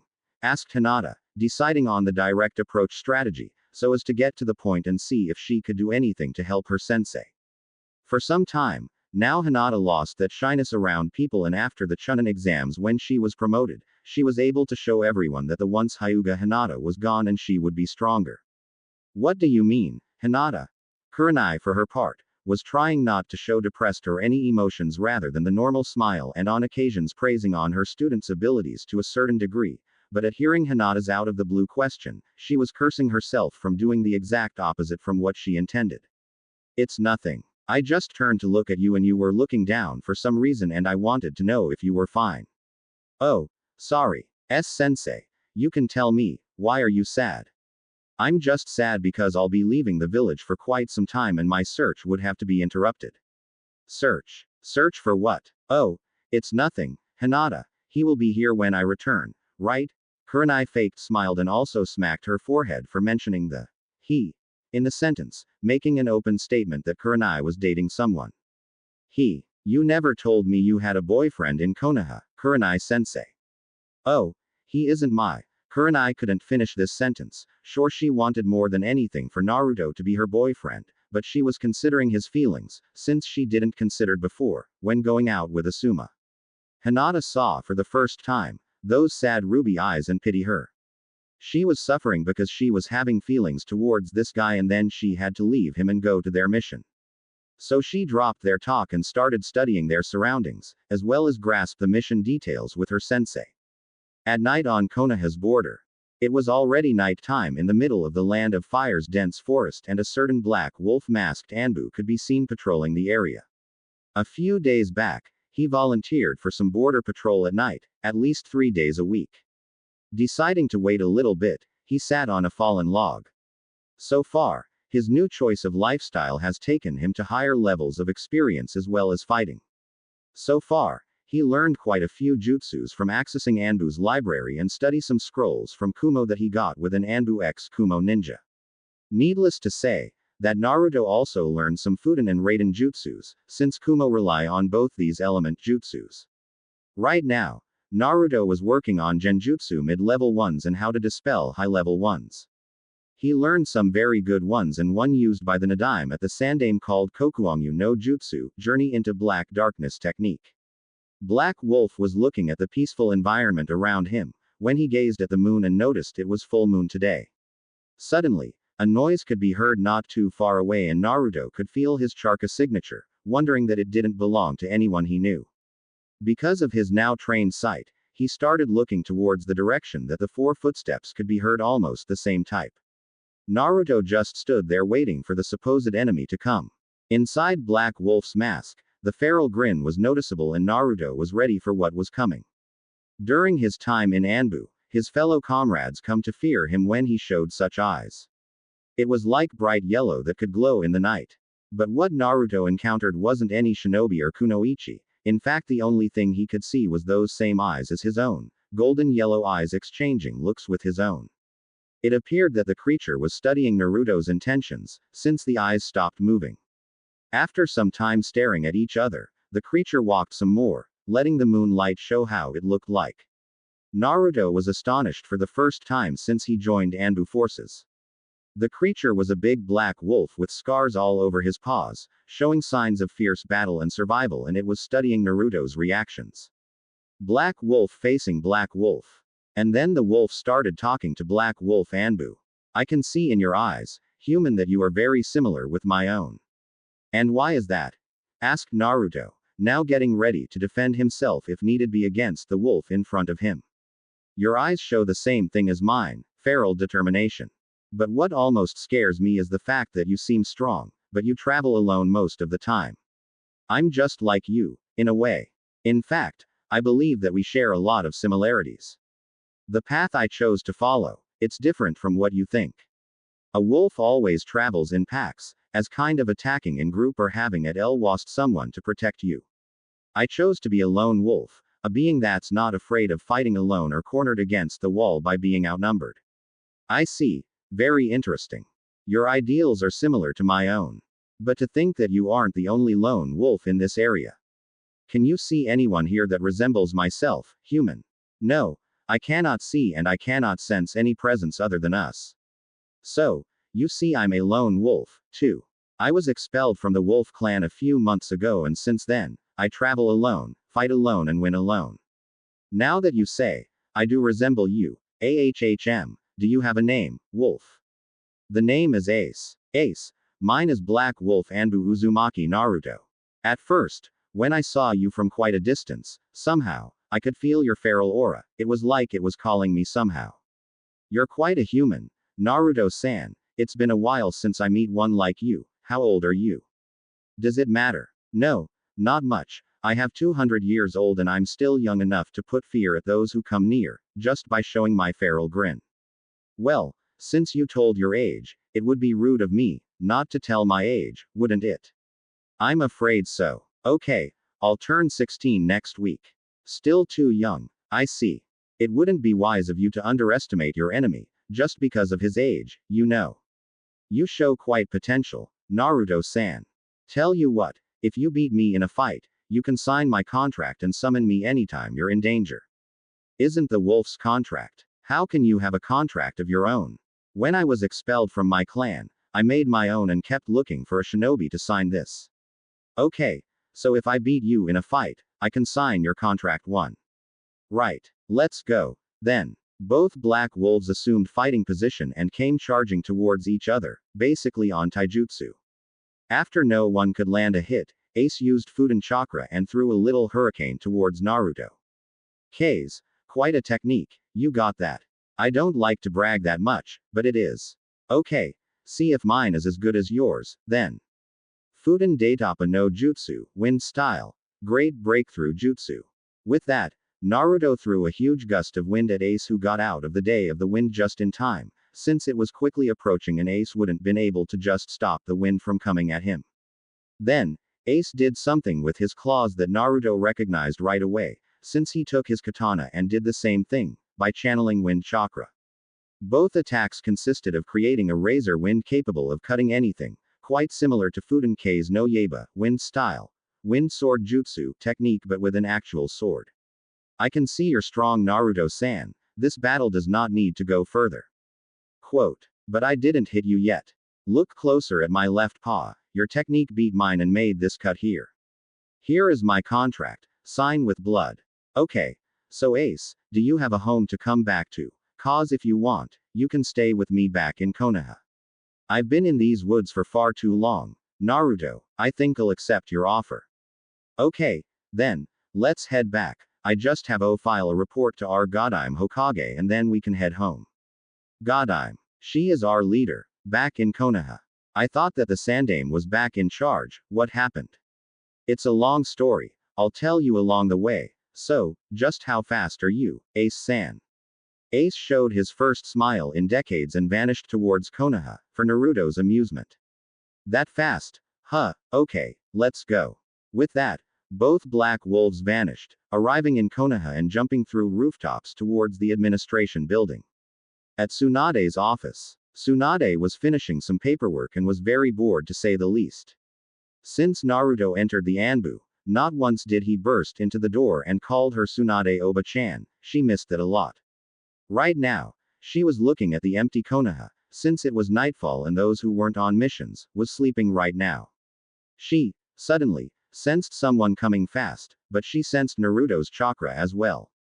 In an instant, Naruto and Ace appeared on top of the building next to the administration building, and then shunshined inside her office. Tsunade-sama, reporting back from Border Patrol mission. Ah, Black Wolf, okay. But tell me, who is your friend over there? He is my summon, Tsunade-sama, he is called Ace. At the mention of his name, he came forward and greeted Tsunade. My greetings, Tsunade-sama, I once met your grandfather, the Shadaime, and I'm honored to meet you. Black Wolf, you can summon wolves, now. No, just him, the contract that I signed, only summon Ace. I see. Tsunade-sama, do you need anything else? No, Naru. Tsunade didn't finish the sentence and both had already shunshined her office. They both have that look that scares the shit out of me. At Naruto's home, Naruto and Ace arrived at Naruto's apartment and Naruto fixed the sofa for his new summon to sleep, along with something to eat. Then Naruto took off his uniform and decided to look himself at the mirror. Long gone was his smile and joy in his face. Long gone was the Naruto who resorted to saying he would change Konoha once being Hokage. This Naruto was different. After that, he went to sleep at least a couple of hours, since he had to report at 7 at ANBU headquarters. At ANBU headquarters. Once he arrived at ANBU headquarters, Naruto did his routine at the training ground. Right now, he was focusing on Kenjutsu, since he mastered already Raiden and Genjutsu. After that, since he didn't have any missions in the morning, he summoned Ace. What do you need, Naruto? Well, I was thinking we can practice some moves as kind of teamwork fight. I see. Well, since we both have wind affinity, there are a couple of moves I can teach you to do with me, that wolves did together. Okay. First one. Did you remember the attack you hit me with? After getting a nod from Naruto. Well, we can surround the enemy, rotate and start throwing razor wind attacks from all directions. Meanwhile, it looked like there was other ANBUs watching him train. Hawk, Bear and Cat was staring him with a black wolf, training some joint attacks with a wooden dummy. There he goes again, always training and doing missions, he doesn't rest. Started Bear talking to Hawk. He's pushing himself further, only to get better results on missions. I heard from Kakashi-senpai, that Black Wolf trains a lot, only to be able to protect his comrades, answered Hawk. He knew Kakashi-senpai? Cat asked. Kakashi-senpai was his Junin instructor for quite some time and even he was surprised when Black Wolf beat Bear here in combat. After a while, there was a sound inside the ANBU headquarters, reaching for Black Wolf and Hawk to go to Tsunade's office right away. At Tsunade's office. As Tsunade was looking through some documents, she was waiting patiently for two ANBUs, seeing as she sent a letter to the ANBU chief a while ago. She was about to smash her fist in annoyance. Hawk and Black Wolf presenting. Godime-sama, what do you need? It's an A-ranked mission. My sources told me that 4 Iwa missing nins were attacking a village near Konoha. Reach the village and capture the enemy and Hawk. I want them alive. I want to deliver them to Iwa. Hi. Godime-sama. Black Wolf, meet me at the West Gate in half an hour. Hi. It would be your 25th A-ranked mission, isn't it, Black Wolf? Hi. West Gate. Once they met at West Gate, the travel began. Black Wolf, since you are the one with sweet an affinity, you will take the lead. My fire techniques won't do much to these missing nins. How about some joint attacks, then? What do you mean? When a certain rock is heated, a blast of water is what it takes to break it. What do you propose, then? If any of them happens to know some good defense jutsus, we will attack together and penetrate easily. Okay. Then, enough talk. Let's go faster. Hi. When they arrived at the village, there was destruction everywhere, just piles of giant boulders near some buildings. Just when Hawk gave up the mission, saying it was too late, both ANBU encountered IWA jutsus coming at their directions. Hawk and Black Wolf each break to different directions, managing to divide the group of IWA missing nins. So, Konoha came to have some fun, right? Surrender or we will have to use force. Okay. I'm really scared. You know, you don't scare anyone. In the intercom, that ANBU just recently acquired them, Black Wolf communicated with Hawk. Hawk, close your eyes. When I say, I'll use a genjutsu to blind them all. Okay. Then. Now. Said Naruto, making fast hand seals and screaming Kokuangyu no Jutsu, journey into black darkness technique. After Naruto's technique, everything the IWA nins could see is dark and was sitting targets for the ANBU to attack. So, Black Wolf tackled 2 of them with a Fudan-infused katana, knocking both of them, and Hawk did some hand signs, screaming Kaden Hausenka no Jutsu, hitting some fireballs at the rest of the Iwa nins, burning their stomach and knocking them out. Nice work, Black Wolf. Thanks. Okay. Make a Kage Bunshin and let's carry them to Ibiki-san. Hi. Kage Bunshin no Jutsu. At Tsunade's office. After 4 hours of mission, 2 Hawks and 2 Black Wolves appeared carrying the IWA missing nins. Mission accomplished. Hokage-sama, screamed Hawk, to which Tsunade was actually holding herself from punching the ANBU right there. Good work. Take them to Ibiki. Hi. With that, both vanished, leaving Tsunade alone to think. Those 2 are quite a team. I was thinking of assembling a team of elite ANBUs for S-ranked missions. Tsunade noticed that there was one paper on her table and she turned to look at it. It was this mission's report. The report said that Black Wolf aka Uzumaki Naruto made an A-ranked genjutsu to blind the opponents and they were sitting ducks. I didn't know Naruto's chakra control was good enough to perform such technique. Shizune, get me Black Wolf's history file, I wanna see how he's doing. Hi, Tsunade-sama, here it is. Okay, let me see how that Gaki is doing. Name: Uzumaki Naruto. Age: 16. Code name: Black Wolf. Chakra affinities: Fudan and Sweden. Missions: 10S 25A 40B 80C 100D. Training: Mastered Raiden Jutsus, Junin level chakra control, Genjutsu abilities average, and right now, training Kenjutsu arts. Summon: Wolf named Ace. Mental stability: stable. Rank: Chunin. Elite ANBU official, mid-level Junin unofficial. Tsunade was surprised to see that ANBU considered Naruto a Junin according to his skills. She still remembered the day the Gaki learned the Rasengan, and just how much he grew since he arrived from Jiraiya's training. Now come to think about, Tsunade was wondering about Naruto's new face. Some time had already passed and she has never seen his face anymore, only his eyes and the Black Wolf mask. While Tsunade was thinking, a shinobi entered kicking through her door with a request for backup. It seemed that Team 8 was being captured, because of the information they acquired. Damn it, Kurenai, just how the hell did your team manage to get caught? You have 3 Chunins that could sense enemy a mile away. Shizune, get Black Wolf and Cat here, right away. Hi. In less than a minute, both ANBUs appeared for Tsunade to give their mission. Since there are Konoha shinobi on the line here, I'll make this an S-ranked mission. You see, Team 8 was captured by Kumo, just past the border between them and the Fire Country. You guys are to retrieve them immediately. Tsunade managed to look at Naruto's eyes and caught the first glimpse of emotion. Since he joined ANBU, he knew who was in Team 8, as well as Kat, but she was completely angry, because they kidnapped her friend. Black Wolf will be team captain. Dismissed. Hi. Since there was a rescue mission, ANBU were trained to gather chakra through their feet to get there faster, but without wasting enough chakra in case there was a battle to face. After some distance, Kat caught a glimpse of Black Wolf and sensed what many on ANBU had come to fear, his feral grin and his yellow eyes. Suddenly, Naruto took some blood and put his hands on a tree screaming Kuchio's no jutsu, appearing Ace to the aid. Black Wolf 2, what do you need? It's a rescue mission. I and Kat are the only ones that were sent, but I can sense there is at least 6 Kumo ninjas there, so we'll need your help. Just how do you know that there are 6 ninjas? Kat was perplexed. Black Wolf's right. I can smell 6 presences, other than Konoha's ninjas, Ace concluded.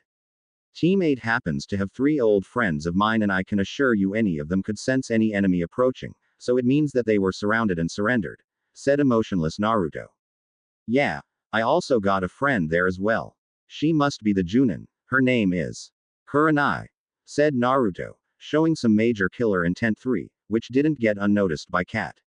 He knows Kurenai, but he wasn't on her team of genins. What happened with Black Wolf and Kurenai?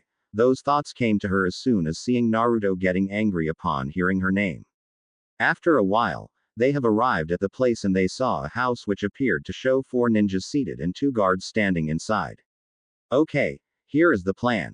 I'm sure, Ace, that you already know where the enemies, so go with Kat. There are 4 enemies outside the house and 2 inside. We have to take the 4 first, so Kat and Ace, you take the ones on the left there and I'll take the ones on the right. Permission to kill, but use Kenjutsu and stealth assassination, same for you Ace. Well, not Kenjutsu for him like humans do. His claws had to do the trick.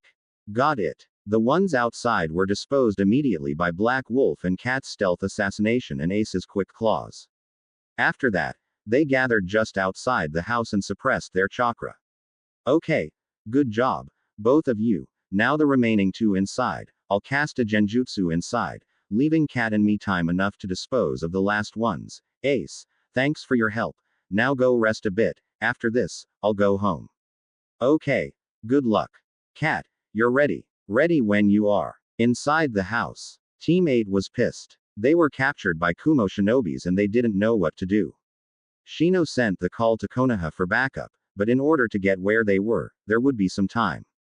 Meanwhile, Kumo could torture them or worse. Little did they know of Naruto's plan just outside the house, when a sudden darkness surrounded them all. Genjutsu. Just who the hell did this? Wondered Kurenai, considering that such technique was pretty damn hard to do. Suddenly, everyone could hear swords being taken out and attack was heard. Then 2 bodies fall hard to the ground. When the genjutsu was dispelled by the one who cast it, Team 8, suddenly, saw 2 ANBU standing in front of them with the Kumo ninjas on the ground dead.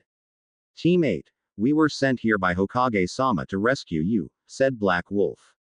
Finally, I thought you guys would take a while to get here, growled Kiba, when, suddenly, everyone in the room caught a glimpse of Black Wolf's yellow eyes and trembled in fear. Even Kat, who unleashed the ropes and the chakra suppression devices, was sweating, since she knew of her partner's history at ANBU. Forgive us for my teammate's behavior, ANBU-san, he is just temperamental, Kurenai apologized. Forget about it. Let's go. Tsunade-sama is worried about you all, said Black Wolf. Kurenai was still looking at the black-masked ANBU. She was positive that she heard that voice before, but the eyes sure brought her memories of her beloved blonde. Once they left the house, Shino came to Black Wolf and started talking. You can fool anyone with that mask, but me you cannot. Good for you, Aburame. But tell me, just how did the Kumo shinobis manage to fool you, then? They used my teammates against me, said Shino, ashamed of the fact that the ANBU was right. I see. You've changed a lot since I last saw you, Wolf. No, Shino, You must be confusing me with one annoying blonde brat did only got in the way of things.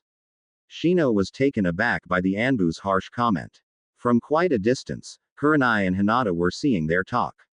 So, Kurenai-sensei, this ANBU fellow is quite a guy, is he the one you were sad about? How can you tell, Hinata? By the look you gave him back at the house. I can't say for sure, but I sensed a somewhat familiar presence on him, Kurenai said and Hinata laughed. What's so funny, Hinata?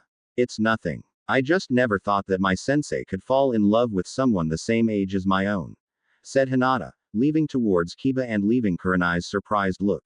After a while, Team 8 and the ANBUs were returning from their mission, when Kurenai decided to talk to Kat.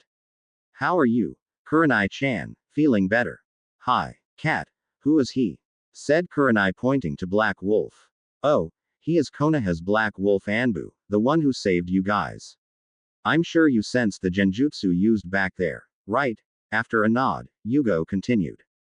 Well, he casted it, said Yugo, checking on Black Wolf's back, since he was leading the squadron. Answer me, who is he? I don't know myself. He is the only ANBU who doesn't take his mask off even inside ANBU headquarters. I've never seen his face, but I've seen his eyes and I can tell you he is strong. But I was wondering about something. What is it? When we were coming, he told me about his friendship with your team and when I said your name, his killer intent was all around the place. Care to explain? Don't have a clue. My team knows a lot of people and he could be anyone. Kurenai was caught remembering Hinata's words and then looked at Black Wolf's hair. Kurenai, during the whole trip, was thinking about the mysterious Black Wolf ANBU and the fact that his presence made her tremble inside, since she sensed the same thing a while ago. After some hours traveling, Team 8 went home and Kurenai followed the ANBUs to Tsunade's office. At Tsunade's office, Tsunade was looking at the window when the ANBUs and Kurenai shunshined inside. How did go? Mission accomplished, Tsunade-sama. We disposed of the enemies and recovered every member of Team 8, reported Black Wolf. Congratulations, both of you. S-ranked mission accomplished.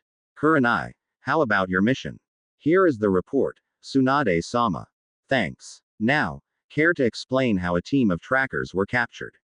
Hi, Tsunade-sama. The Kumo ninjas surrounded us and captured Kiba's Akamaru, so Kiba was captured, rendering everyone. I see. Be careful, Kurenai. Your team should thank Kat and Black Wolf for saving your asses. They are some of ANBU's elite. Hi, arigato, Kat and Black Wolf for saving us. It's our job, Black Wolf said and vanished. Kurenai was speechless. She somehow knew that he was Naruto, but such coldness just didn't belong to him at all. So, Kurenai was sad again. She told her search ended and that she had found her blonde lover.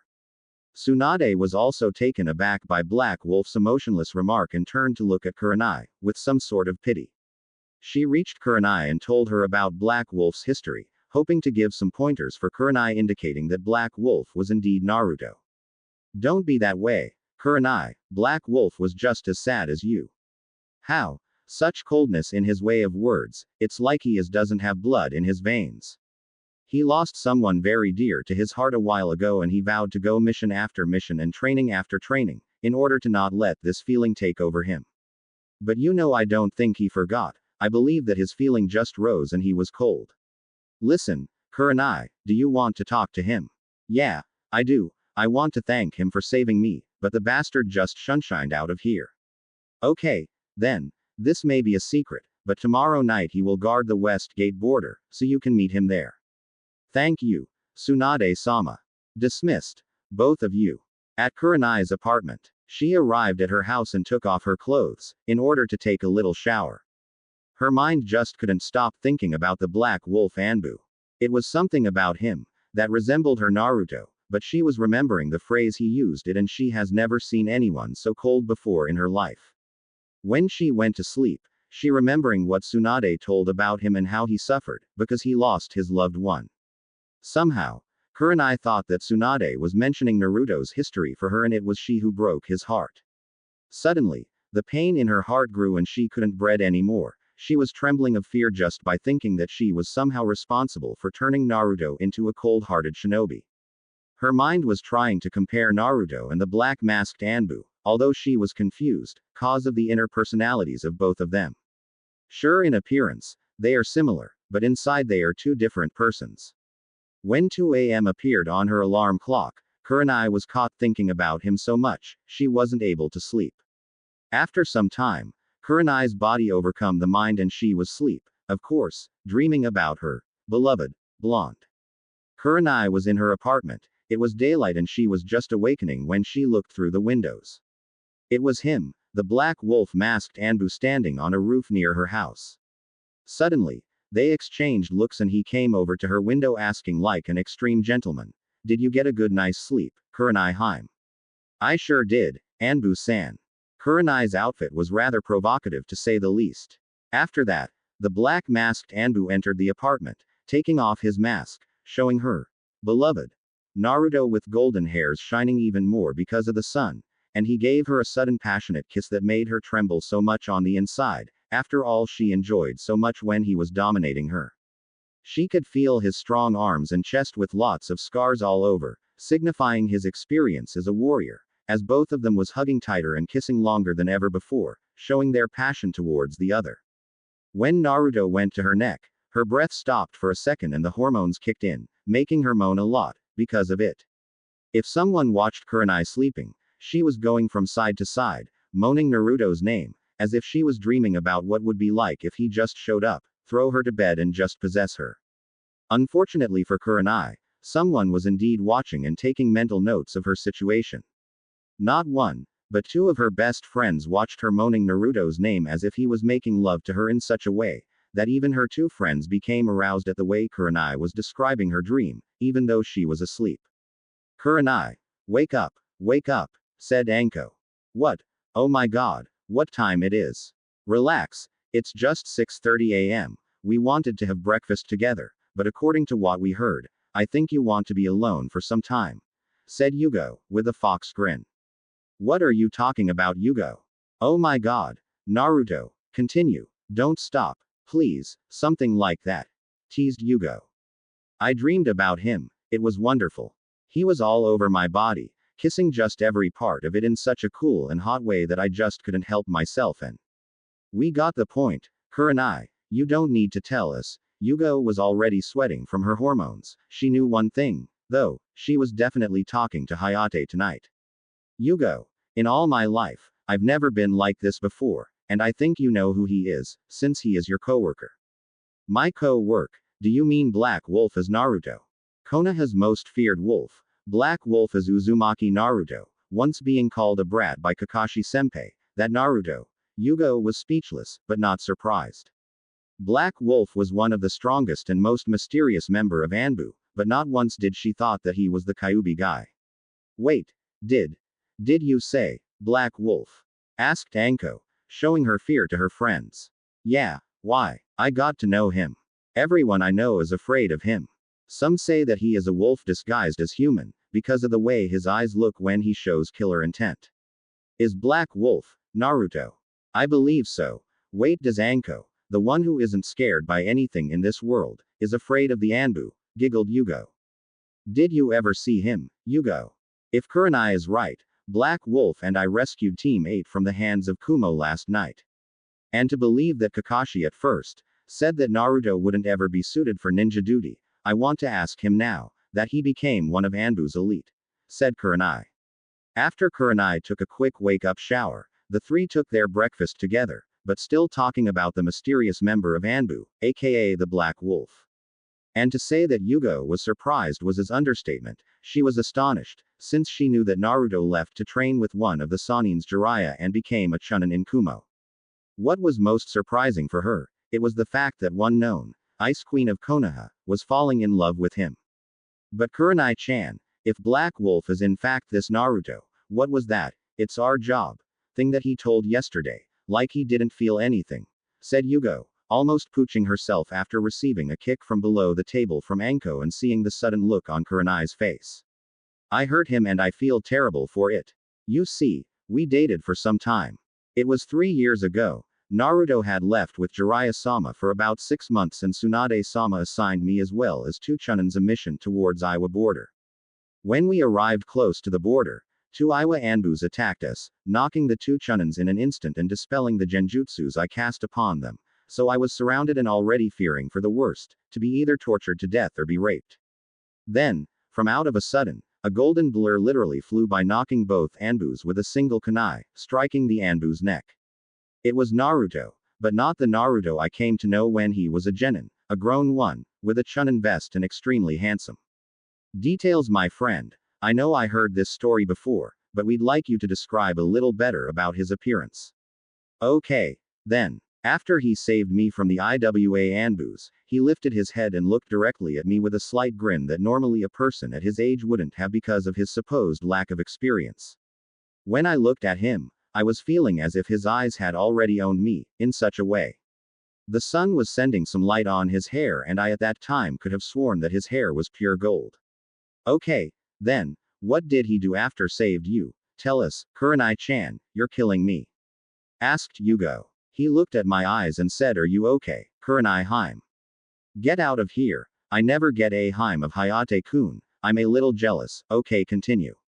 Since those Anbus's kunai pierced my shoulder, Naruto did some hand seals and his hands turned green with healing chakra. He gently put it on my shoulder, healing the wound. At first, I was amazed at the warmth of his hand, but then when I caught a glimpse at his eyes, that's when my heart pounded. His eyes was cerulean blue, clearer than the ocean water. I was speechless. After that, I managed to ask him why he helped me. Flashback on. Naruto healed Kurenai's wound like a perfect gentleman, caressing gently with his warm hands, and Tsunade started feeling something that she haven't felt before, love. But being the professional she was, she tuned to Kunoichi and started asking. Naruto, why did you save me? I was wondering about these woods, when I sensed someone in danger, then I managed to kill them and save you. As to why I saved you, I don't think I need a reason to. Baka. Those are IWA Anbus, you were foolish to confront them, like you did. You are just a genin, yet. Beside the fact that the way you sound it makes me want to kill myself, I'm no longer a genin, I'm a chunin. Sorry about that, but when were you promoted? After some new competition being held in Kumo, I managed to beat every genin I encountered, earning the title. They just sent the message to Tsunade-sama and she returned it with this chunin vest. Now come to think about it, Kurenai-san, you have beautiful eyes, they're like two shiny rubies. Said Naruto, earning a blush from Kurenai. Naruto-kun.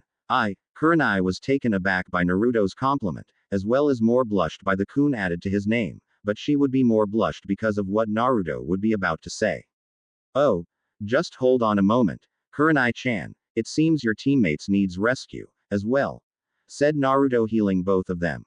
And, done, well, they are fine, but they need some rest, Kurenai-chan. Follow me to a tent I have nearby, so we can treat them. Said Naruto, earning a nod from Kurenai. So, tell me, Naruto-kun, you changed a lot, since I last met you, and I'll be honest, I didn't expect you to grow this much. Arigato. You know the thing is the one you meet before it wasn't the real me. As a matter of fact, I appeared to be annoying, smiling a lot, so people would forget about my situation. But my plan didn't work at all, since everyone thought of me as being Kyuubi, so I metaphorically took off my mask shortly after leaving Konoha. I'm sorry, I didn't mean to bring back sad memories. Don't worry about it, and for all I know those won't stop happening, said Naruto, showing Kurenai just how painful really is to carry such burden. But, why didn't you say this to anyone? I was afraid that those who didn't know, would know and start to hate me, for something I didn't do or even ask for it. Kurenai was taken aback. She never took the time to know him the way he is now, and a feeling rushed upon Kurenai. Love, for the first time in her life, she knew what she had to do. She reached him and gave a profound hug on the blonde, making the intent rise between the two of them, resulting in a passionate kiss from both of them. After some intense fight between them in order for the kiss to be unforgettable, they broke it for a little bit of air and a moan out of their mouths were quite hearable. Oh my god, Naruto-kun, where did you learn to kiss like that? I don't know, Kurenai-chan, I just wanted to kiss you so badly, I just went for it. And let me tell you, if it's dream, I don't want to wake up. Me neither. With that, they gave another passionate kiss that lasted another 5 minutes. At this point, Both their hormones were sky high and the only thought passed through their minds was making love with each other. So, Kurenai took off Naruto's blouse and was aroused by his puffed chest and his six-packs, so she started rubbing his chest with her tongue in her hand. Then, Naruto took her chin, raising her face up to his and stole another kiss, making Kurenai moan inside. After the kiss, Naruto started taking Kurenai's vest off, making her topless. With the help of his tongue and his warm hand, he started massaging her breasts, making Kurenai cry in pain for his name, while biting her lips a little bit. Oh, Naruto-kun, don't stop, keep going. Where do you want me, Kur-chan? Down here. As you wish, Kurenai-hime. When Naruto started licking Kurenai's private area, she just couldn't control her body anymore, since ecstasy took over. To say she was liking was an understatement. She was loving every second of it, up to the point that she grabbed his hair and pulled with such force, as well as squeeze her, showing that she was about to explode from such pleasure. Oh my god, Naruto-chan, I'm coming, screamed Kurenai. Do you like it, Kur-hime? Are you crazy? I loved it. Naruto, tell me, and if you say no, I'll kill you right here. What is it, my hime? Do you have protection with you? Yeah, I have. Jiraiya-sensei lent me some. Quote. Oh my god, Naruto, I can't just wait. Pick one and please take advantage of me, please. Hi. After Naruto put on his protection, Kurenai pushed him to the ground, sitting on top of Naruto's, making her scream out of pleasure. After some time of Kurenai going up and down Naruto, out of the blue, just threw her to the ground and stick it in with such force as to earn a huge moan from Kurenai. Nice move, Naru-kun, just take advantage of me and continue what you're doing, please, because it's so good. Suddenly, an extreme heat came for both of them, signifying that they were literally on fire, being extremely wet. Suddenly, Naruto felt a new sensation, indicating that he was about to come. Oh, Kurenai-chan, I'm coming. Oh, me too, please come inside, I beg you. But, don't worry about it, we're protected, I just want to fill every space inside my. Oh, I can't hold any more, Kurenai-chan, I love you. I love you too, Naru-kun. Flashback off. And that's how we've met, said Kurenai to her friends, still remembering of her dream, as well as earning 2 glares of women panting because of their hormones being kicked in. Oh my god, I'm definitely seeing Hayate today, I can't hold this any longer, what's wrong with me, am I picturing Naruto and Kurenai having, oh my god, god this is killing me, Yugo's thought rushed through her mind like crazy. Yugo-chan, are you alright? You look like you're sweating over there. You're not picturing me and Naruto in your head, now are you? Cause if you are, please stop it, it's very perverted, said Kurenai, for Yugo to just snap out of her little dream. Oh no, Kurenai-chan, I was just thinking about my boyfriend, that's all. Hey, she lied.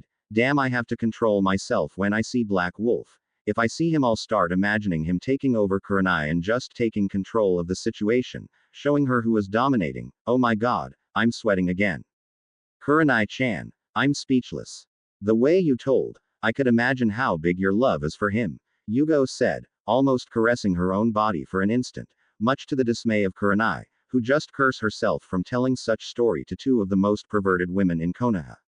Yeah, I wonder if I'll ever have that, again. So, tell me, how did you hurt him, Kurenai-chan? Asked Yugo, after receiving a kick from under the table by Anko. What? It's okay, Anko-chan, when I arrived at Konoha from my mission, I don't know why, but I suddenly had a feeling that it wouldn't be right to be with a guy half my age, so I decided to look for other one closer my age. When he returned from his trip, he saw me with Asuma and was crushed. And now, my heart is crushing me again, oh my god. Here you go, Kurenai, said Anko. I think he still loves you, Kurenai-chan. How do you know that? Cause of the way he acted. When I mentioned your name when you're captured, he wasn't worried about his friends, but he was with you, said Yugo, cheering Kurenai. I hope you're right. You will meet him tonight, won't you? Hi. So, tell him just how you feel. Just come to him, as if you were still in your dream, and tell him how you feel. Thank you, Yugo-chan and Ako-chan. I will. At 8, all the 3 of them went different ways and Kurenai was cheerful again, she would get together with her love. Naruto woke up the next day, with sudden feelings all over the place. After he came home from teammate retrieval mission, somehow seeing Kurenai again, made him feel occasional chest pains that were driving him insane. When he realized that Kurenai was captured by Kumo shinobis, he could feel anger, not Kyuubi anger, since he didn't want to rely on the fox anymore, but killing intent anger, he wanted to save her more than anything. If this happened before he became ANBU, he would charge against the Kumo shinobis, head-on without thinking twice, probably causing his and her death in the process. Naruto realized that in the past, his actions couldn't be more wrong. He cursed himself for not thinking about changing before. If he changed, no one would have to suffer to protect him like the way people did before. Naruto got out of the bed and went to the kitchen to grab some breakfast, waking up Ace, who was sleeping on the couch. The wolf saw Naruto's face and eyes, and managed to see everything that he needed to know. Naruto was sad, angry and disappointed at himself, and Ace, just by looking at him, could read him like an open book. In fact, over time, Ace became the only one who understood Naruto, since ever. Sure, there was Iruka, Kakashi, Kurenai, Sandame, Tsunade, Jiraiya and some of the Rookie Nine, but Ace was the one Naruto could count to share some feelings, and both of them knew that. What's the matter, kid? I can see in your eyes, is there something wrong? I'm disgusted at myself for not realizing before that I was weak and didn't do anything about it. Now it's already late. If I'd realized 2 years ago, when I graduated at the academy, I would be much stronger and people wouldn't have to underestimate me or downsize me. If I showed everyone that I didn't have to resort to his power all the time, then they would drop this hatred. Not everyone can fight the demons, Will. Kid, I already told you that. Back when you were at the academy, you didn't have the experience you have now, thanks to your time at ANBU Special Forces and our battles together. But you've got to realize that your past is far gone now and there is only the present and the future. No one can live based on past events, you have to live according to the present and the future. I know that, but if I were stronger before, then. For the love of God, kid, stop whining about the past, cause no good can come of this. I'm sorry I have to say this, but your past has to be forgotten so that the present and the future can appear. If you let past obscure your judgment, you'll never grow up and may well end up dead in battle. Ace understood Naruto, but he had to improve his self-esteem a little bit. Kid, you're one of Konoha's elite ANBU, you should be proud of what you accomplished right now. You're right, Ace, sorry for that, I guess that I let my emotions get in the way again.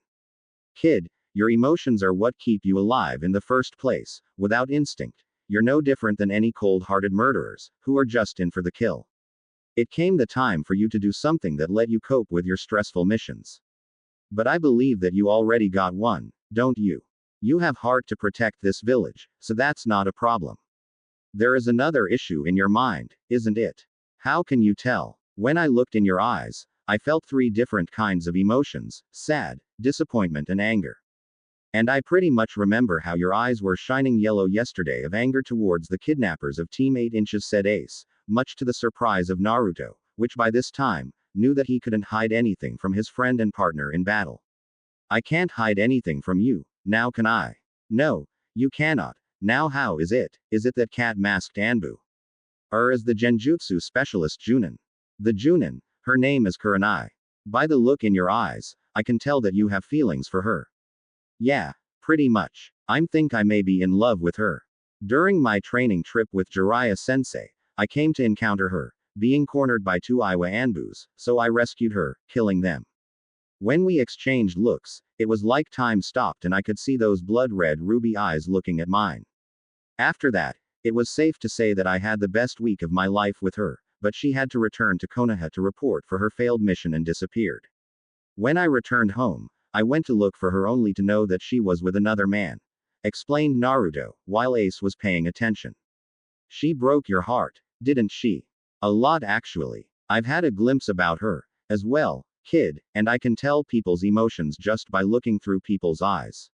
I can say that she is feeling just like you're feeling right now. If you're telling me that both of you exchanged looks and then connected, I can tell you this, she feels the same about you. I just hope you're right. Ace, now we've got to go to ANBU headquarters. If you want, breakfast is on the table, I'll be taking a shower and put my ANBU gear. Thanks, I was kind of hungry, said Ace as he lied down on the couch once again. After some time, Naruto appeared on the living room with his ANBU uniform with his black mask on this hand, looking at Ace. When he put that mask, he is no longer Naruto, he is Black Wolf and he knew that. Once he put on the mask, he became focused on the task at hand. They exchanged looks with each other and then went out of the apartment. Both of them went jumping rooftops so fast that the eye could only see to black blurs and then it was gone. While they were jumping, they passed one red-eyed Kunoichi's apartment and surprisingly enough, she was looking at the window when Black Wolf and Ace were passing by and she saw them passing in less than a second, but that was enough for Black Wolf and Kurenai to look at each other. At Kurenai's apartment, she still had some time until she had to meet Team 8, so she just stood near her window, looking at Konoha getting ready for the day, since shops were starting to open and the people were starting to gather through the streets. She was, then, looking at the sky, wondering how her beloved was doing. She was wondering what to tell him when they would meet at the West Gate at midnight. She was confident that they could be together again and her heart would finally beat the normal way. She couldn't take that anymore. Every day it pounded harder and just couldn't stop. Today would be the day that she would confess her love to him. Suddenly, she felt two very strong signatures coming close to her and she tensed a little bit. When the two blurs appeared in front of her, she was shocked. It was him and a big black wolf. It was Black Wolf ANBU, aka Uzumaki Naruto, and somehow she saw his blue cerulean eyes for 1 second, time enough to show her that Black Wolf was in fact Naruto and she was extremely happy. She would get him back to her again and no one would stop that. Team 8's a training ground. Kurenai was the first one to arrive, since she got up earlier. A few minutes later, Hinata and Kiba arrived, then Shino arrived just moments later. Good morning, team, how are you doing? Greeted Kurenai, seeing their faces. What happened to you, guys, what everyone is sad about? It's about our last mission, Kurenai-sensei. We were captured by Kumo shinobis and we had to resort for outside help. Kiba said, speaking from his team, while earning nods from the other two. I see. There was your first failure, isn't it? Yeah, that was hard for me too. But what you've got to do is train harder so that this won't happen again. Hi, Kurenai-sensei. But something about that black-masked ANBU really intrigues me, right Akamaru? Everyone looked at Kiba, seeing that he was the only one still clueless of the fact that the black-masked ANBU was in fact Naruto. What about him, Kiba? Asked Kurenai, trying not to tell the truth about the black-masked ANBU to Kiba, since the other two did already know about it. Well, I felt like I already knew him, somewhat, but the genjutsu he used, it vanished any of my expectations in order to recognize him. I don't know any genjutsu user other than yourself, Kurenai-sensei. Kiba, ANBUs are considered Konoha's best shinobis, it's no wonder they are as strong as you've noticed. But I can guarantee Kiba that you know him better than you think you do. In fact, I think that everyone in here knows who he is, but since he wears a mask, it's for a reason and you should tell no one about this. Got it? After a nod from their team, they separated from each other for a light spar, Kurenai and Hinata, Shino and Kiba. So, Kurenai-sensei, do you finally manage to see the black-masked ANBU? I did. I could see his eyes as he was flying by next to my apartment, but there was another creature with him, something like a wolf. It was quite strange. Did you think he got the wolf contract? He could be his summon. Maybe, but I've never seen a summon walk close to the summoner, all the time. I believe that the wolf is like Akamaru is to Kiba. There is a possibility, Kurenai-sensei, but maybe he is both a summon and his partner. A summon and a partner.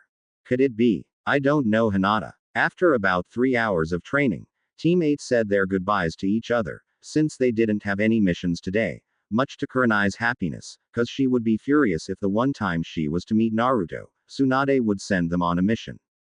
Kurenai was walking through the crowded streets of Konoha, minding her own business, thinking about her encounter, date with the blonde ANBU elite, when a message was delivered to her by the Hokage's personal hawk.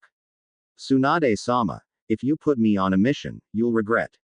At Tsunade's office. When Kurenai entered Tsunade's office, she was already expecting to be sent on a mission, cursing her luck. She entered and saw not only Tsunade, but Jiraiya as well, looking at her with a small grin on their faces. What are those two planning? Kurenai, please take a seat. Hi, Hokage-sama, Jiraiya-sama, what can I be of service? Actually, it's about your encounter with Black Wolf tonight while he is doing border patrol near the West Bridge. You were able to see how he reacted when you thanked him for saving all of you, right? So, you know as I know that he's no longer the same Naruto everyone used to know. It seemed that he joined ANBU with two purposes, and I believe that he will share them with you, since what I know it's only a lucky guess. After all this time, I don't know anyone that can be so unpredictable like him. When I met him the first day, I couldn't stand his bouncing all the time. After some time, I became used to him, and his referring me as Ba-chan. When he returned and called me Tsunade-sama, my heart froze instantly. Suddenly the Naruto standing in front of me wasn't the real him, and I even believe he was brainwashed. During his time in ANBU, he grew a lot stronger, faster, fearless and emotionless. It was not because of the mask. Everyone could see ANBU's eyes, but when he showed his eyes to me, it was the first time I sensed fear, just by looking at someone.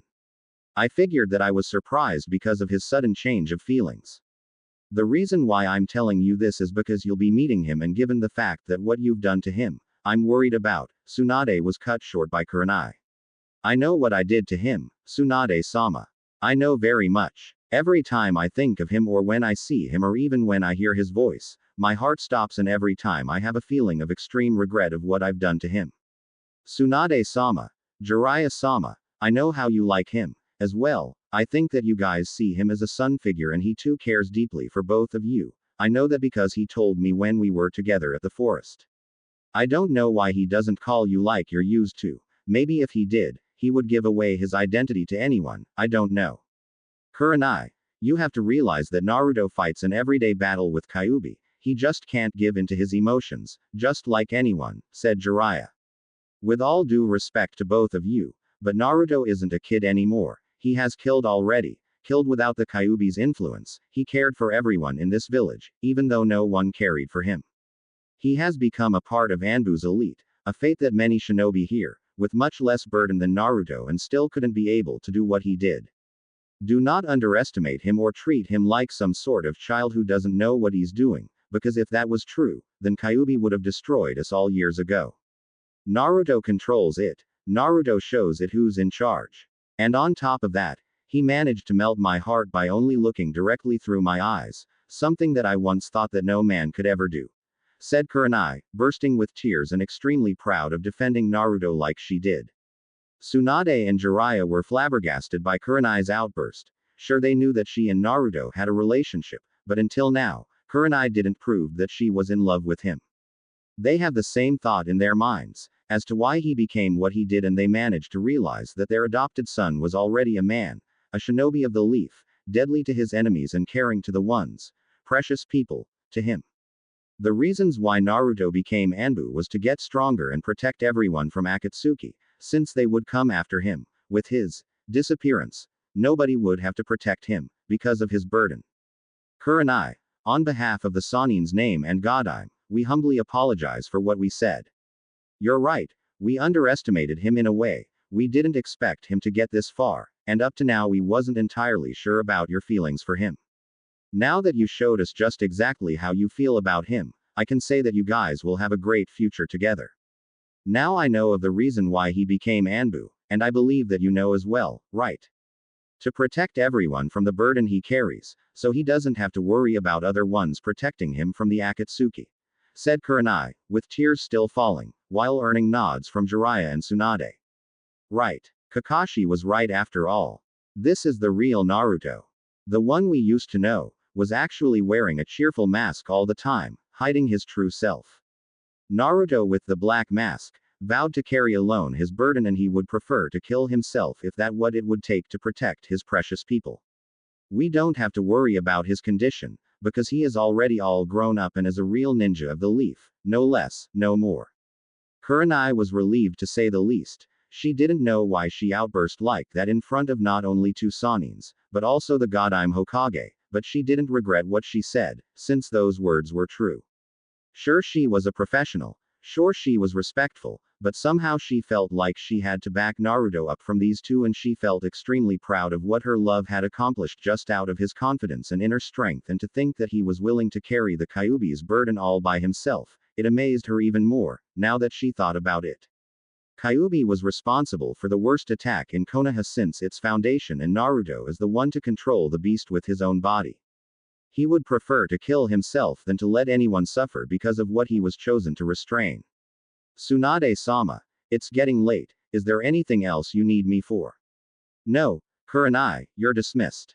Sorry for what we said. We didn't put into consideration about how much you wanted to be with him, and that just proves that he has the heart of a warrior and that his legend would continue.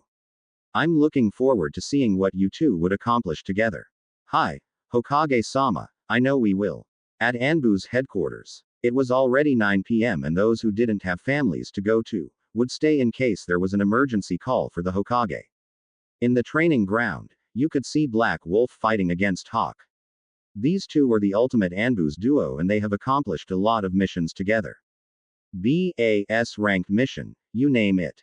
Each one protecting the other. And their combined attacks proved to be unstoppable, since Black Wolf's wind part affinity would enhance Hawk's fire jutsus, to an extent that they could wipe out an army with just 2 jutsus.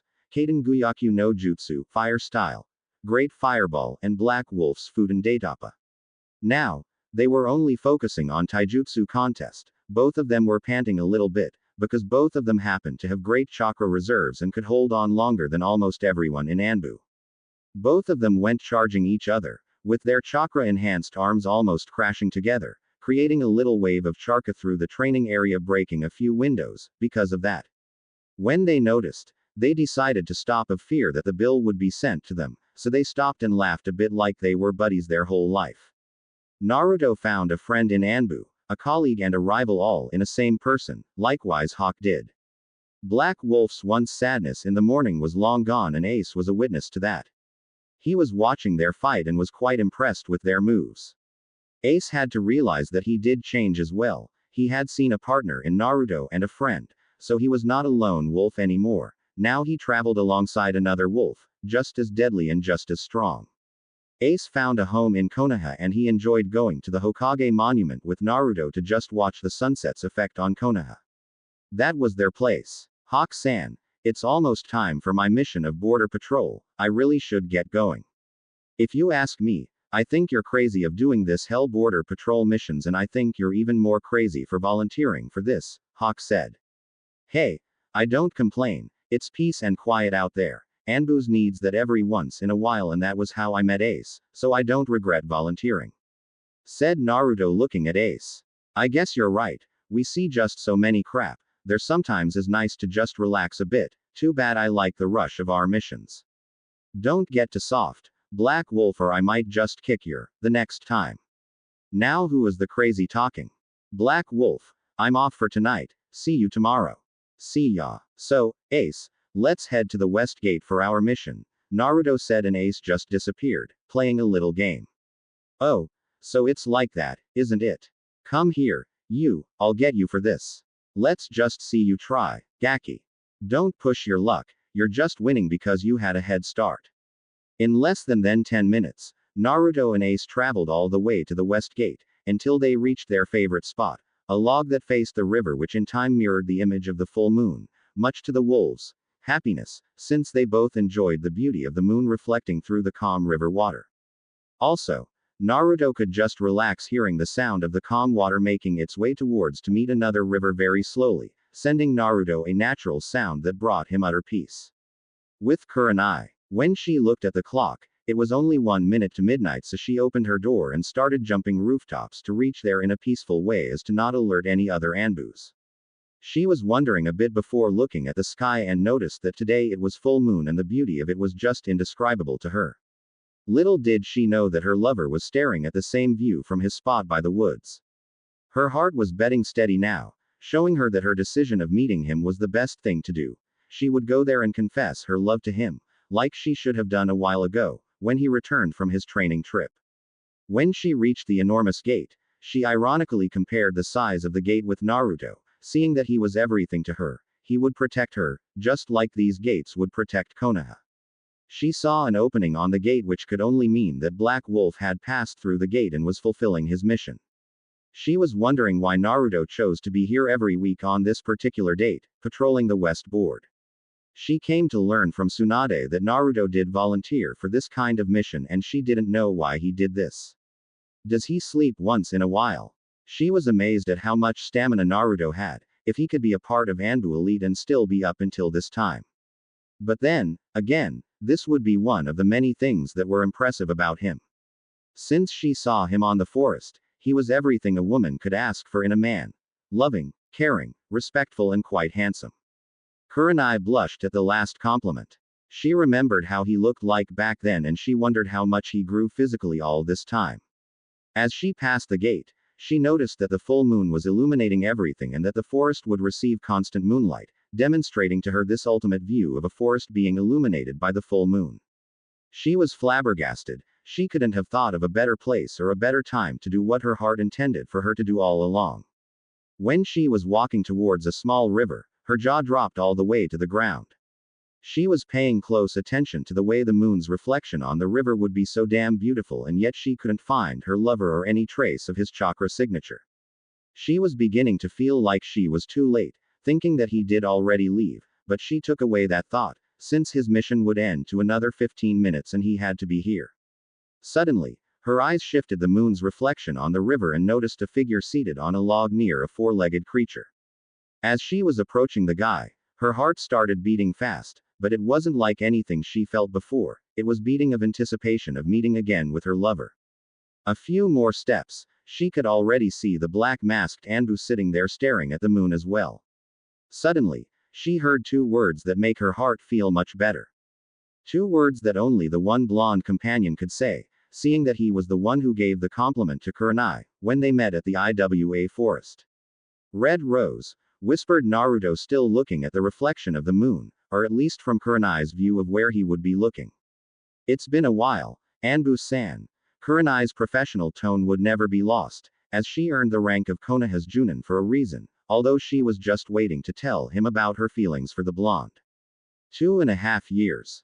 It's astonishing to me that you could be more beautiful than before, Kurenai-san. Even though Naruto was still on a mission and still hidden behind the Black Wolf mask, that didn't mean that he couldn't be himself. That didn't mean that he couldn't be charming and romantic to the one woman who earned his heart like no one had before in his life.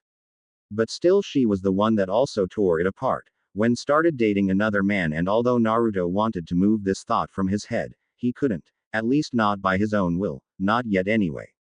ANBU can change a man's way of thinking, after some horrified views of battle scenes and body parts just hanging from trees. Still charming as ever, I see. You've become strong. Blue eyes, your name is becoming very famous throughout the shinobis, you know. Konoha's Black Wolf. Naruto turned his mask to see the beauty who sit next to him on the log. He never knew that his name was being every shinobi in Kunoichi's dialogue, nor that he cared about. Gossip was one of the many things he despised, since only a few comments were true and those were highly changed to make a compelling story to the ones who liked to hear. But the name Kurenai mentioned, he was really thinking about. She never called him by the color of his eyes and was caught wondering if Kurenai did that in order to give the ANBU a compliment, without giving away his cover. I don't tend to believe in rumors and gossips, Kurenai-san. All of them are highly overrated, and the person would change the events only in order to give the story more emotions. But I know that you don't believe what people say, do you, Kurenai-san? Asked Naruto with a motionless tone behind his mask. What he didn't notice until just now, that he couldn't take his eyes off hers.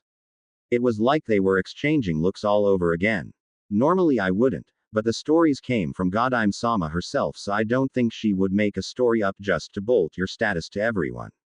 All Tsunade-sama knows about it's the mission, it's that either was accomplished or failed. Since she only have a report to base her stories, she don't know what really happens at missions. But given my team's successful assignments, I could see that we're doing well.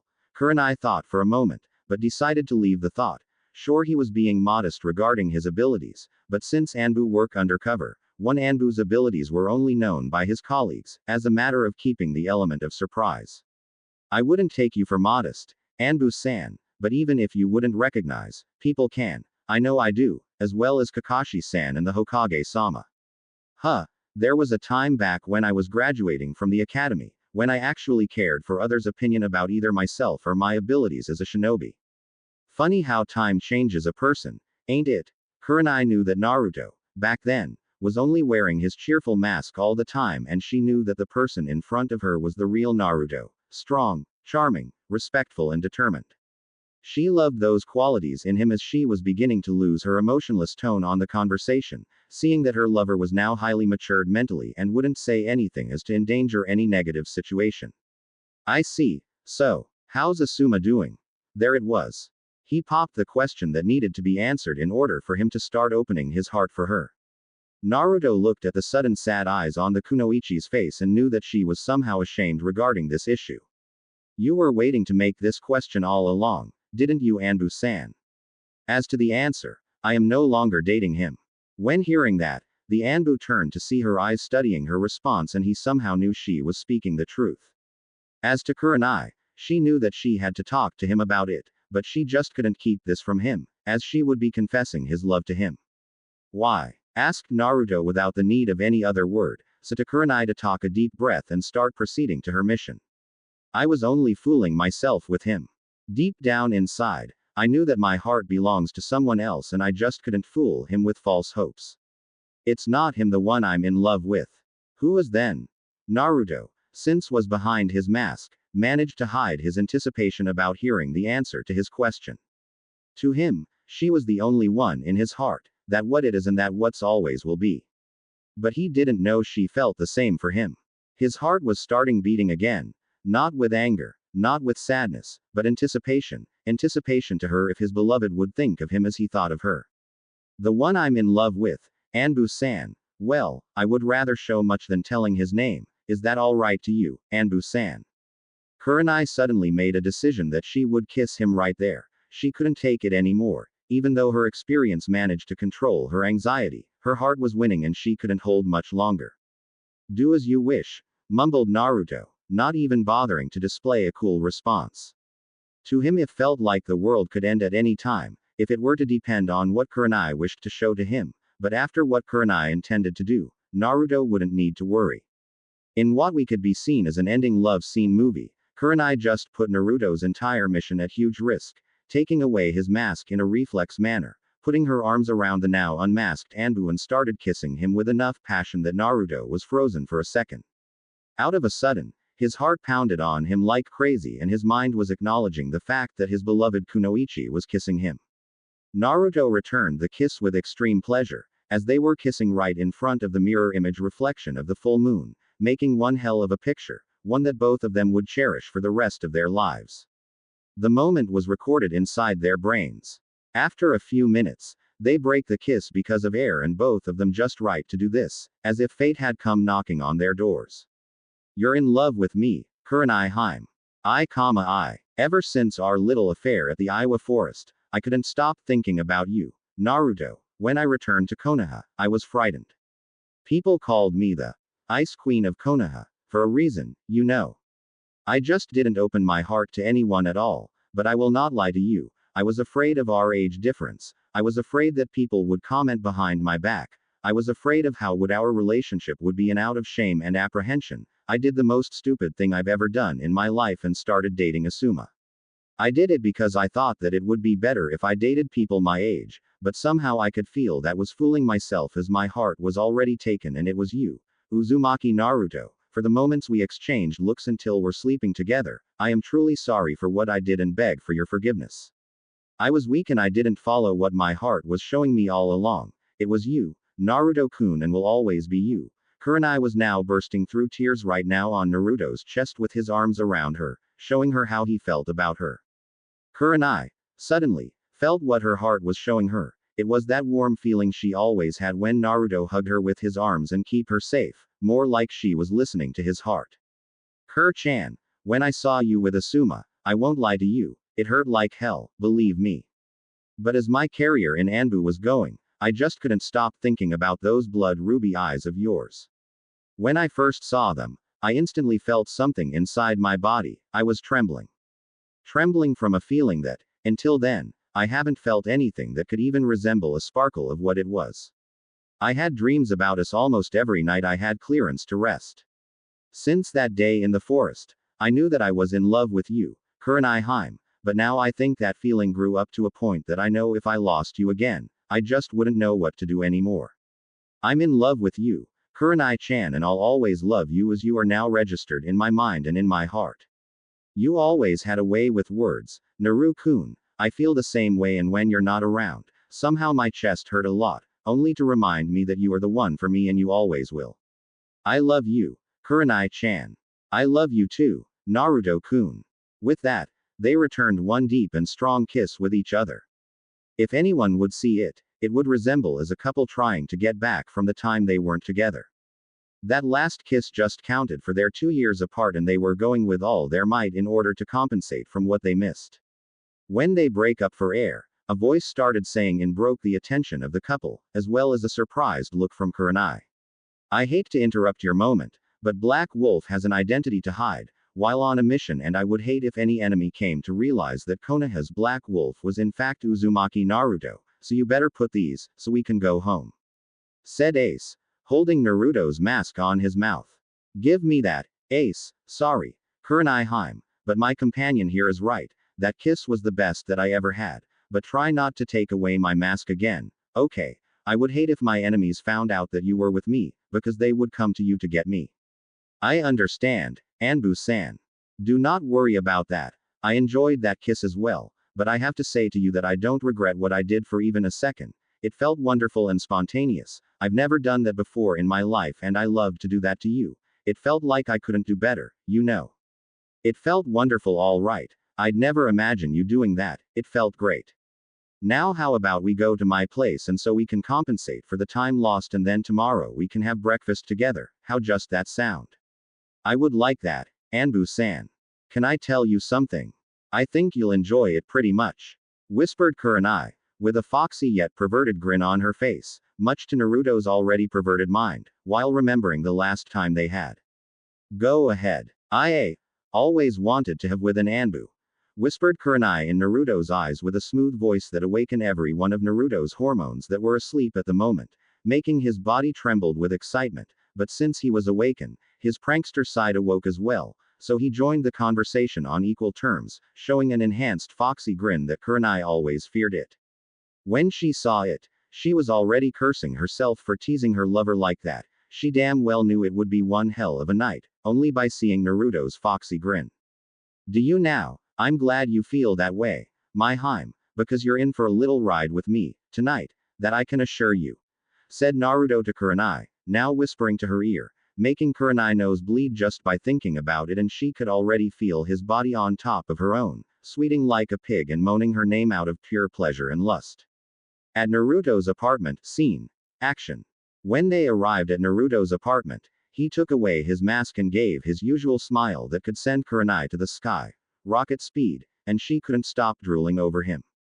Back when they're outside, she was so caught up on kissing him that she forgot that he now looked hotter than ever. His hair grew, showing a spiked golden hair and that whisker marks. She could just stare at his face and die as a happy woman. If only his face was the best part of him, she would be able to control herself a little better, but as he took off his ANBU's gear and remained with a sleeveless shirt, she noticed the tattoo carved on this well-toned muscles, and love scenes just popped out of her head. Just how did he get so perfectly handsome?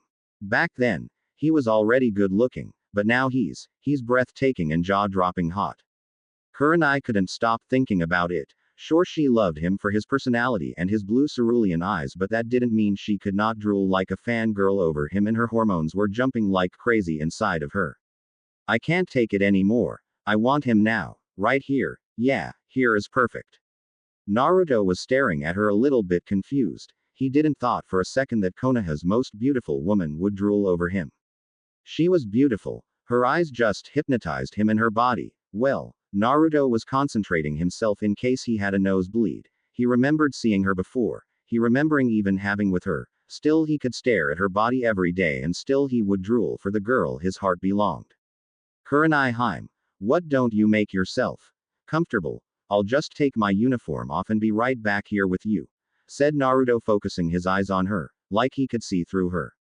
Okay, Naruto-kun, I will be waiting for you. you wouldn't mind if I take some of my clothes off, now would you? Said Kurenai, into Naruto's teasing game. Of course not. In fact, I would even prefer that you did just that. My Heim, I'll be right back for you. To say that Kurenai was melting on Naruto's couch would be an understatement. She was feeling like inside of a volcano eruption as a thought came to her. What with all the teasing? I always cursed those Ika Ika series and now I'm just behaving like one of the main characters. This is not me. I never teased before in my life. But Naruto is a born prankster. And he does it so well. I could as well tease him as well. Now turning to think about, he enjoy being teased, doesn't he? ... I better not push it though. I don't know what he could do. But then again he was known as Konoha's most unpredictable ninja. So I can't expect less from him. It's just when he teases me, I feel like I'm going out of my mind. My hormones jumps like crazy and the only thing I can imagine is him on top of me pleasuring me 100%. I better took some of my clothes off. Then, let's just see how his face will be. I can't wait to see his looks when he sees me on his couch. Oh my god, I'm loving this. I never felt better in all my life. You're really worthy a wait, Naruto-kun. When Naruto put his robe on his back and went back to his living room, his jaw dropped. He couldn't contain the nosebleed anymore. No one could at this circumstances. In front of him, lay Kurenai's form lying on the couch with the most teasing position he has ever seen before. It was breathtaking and he just couldn't take his eyes off her lover's hot body. Inside his mind, he was thanking Kami or whichever god for doing this. Kurenai was waving for him to come to her and just take advantage of her, right there.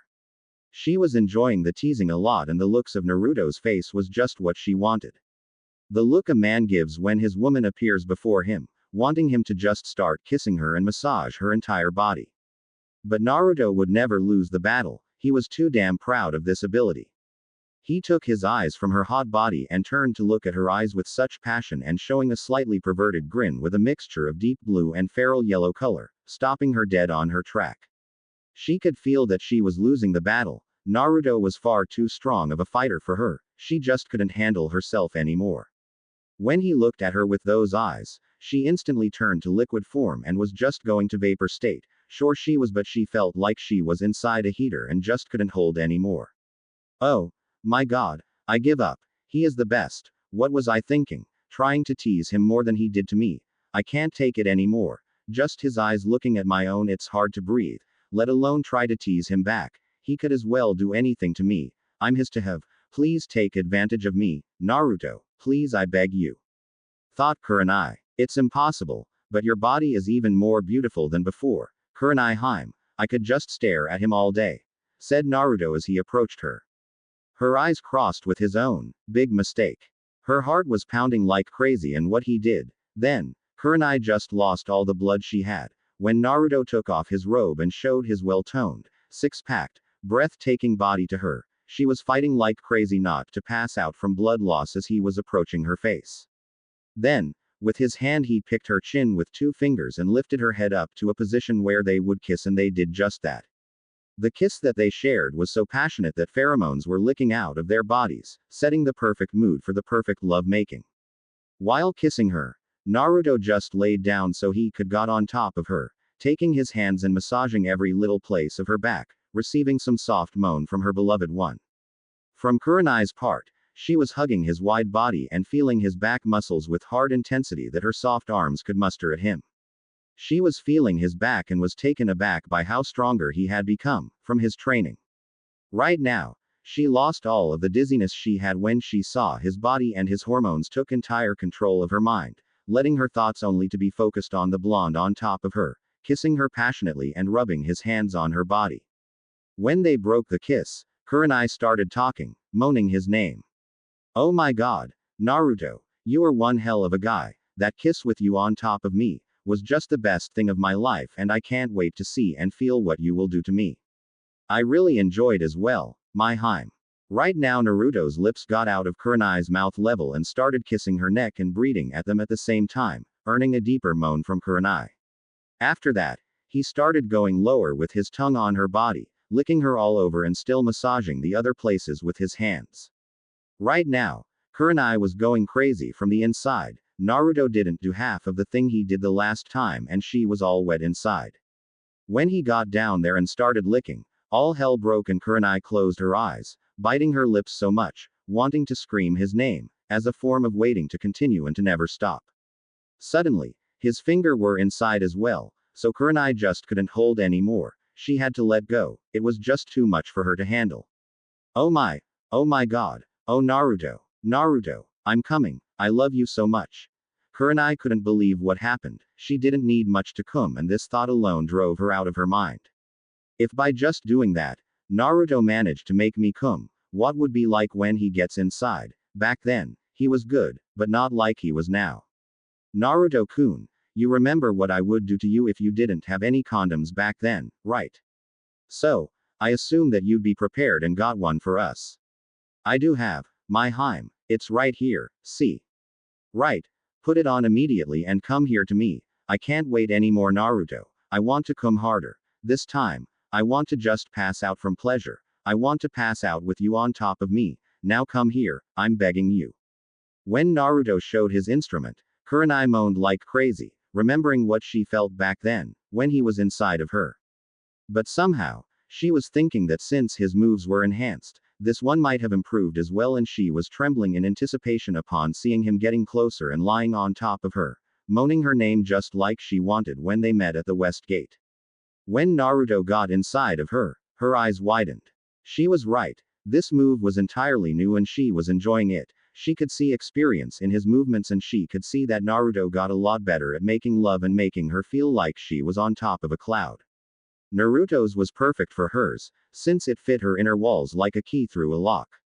He managed to fill every part of it and she was trying to hold out from screaming his name out loud, so not to awake his neighbors, but after a while, her mind just lost control completely and she gave up to pure ecstasy and scream his name in pure lust.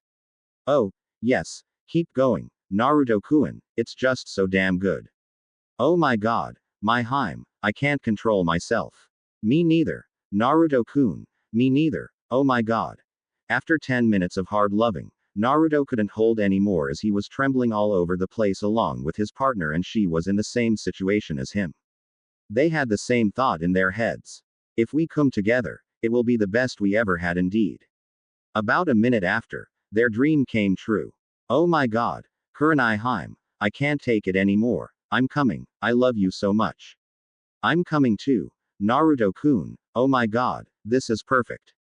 It's really is. After, they were lying together, with Naruto facing the ceiling and Kurenai's head at his chest, panting like crazy for the love making. She was enjoying his chest like it belonged to her all this time. Her head was comfortable on top of his chest and she cherished the position they were in, it was warm, comfortable, it was right. After a while, turned to ask her lover about ANBU, as in wanting to understand a little more about her lover's ninja career. So, tell me Naruto-kun, how is ANBU? Oh, it's intense. Intense. Yeah, once you got inside ANBU HQ, either are you training to death or you're doing missions to death.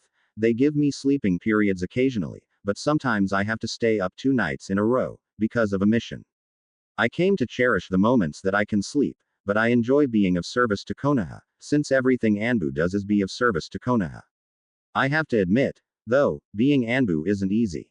Of course it's not easy, Naruto-kun, but since you're a stamina freak, impossible for normal people is difficult for you. I like that, Kurenai-chan. So how is your team getting along?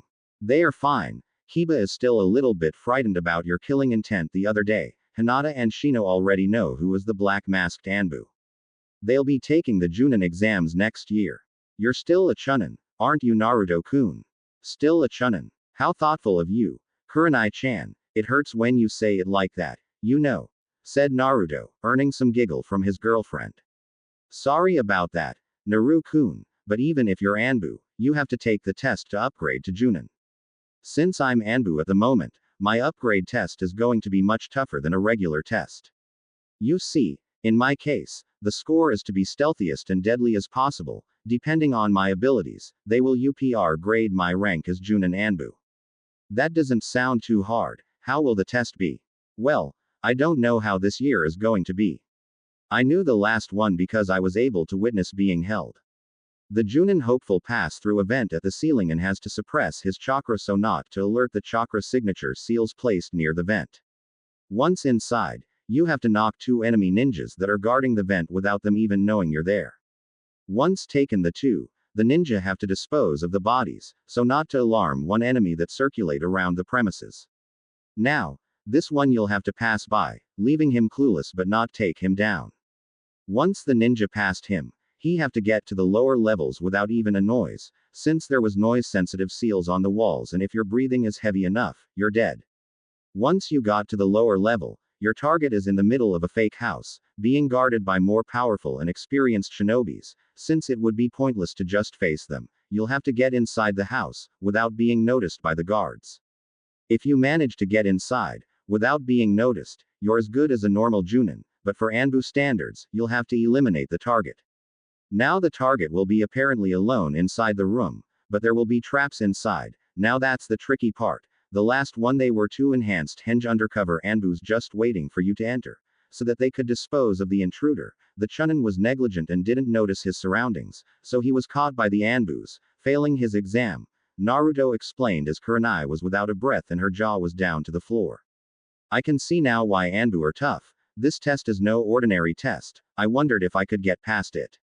And you can forget genjutsu, because any chakra usage will be alerted by the seals. Only inside the house, you can use just a little.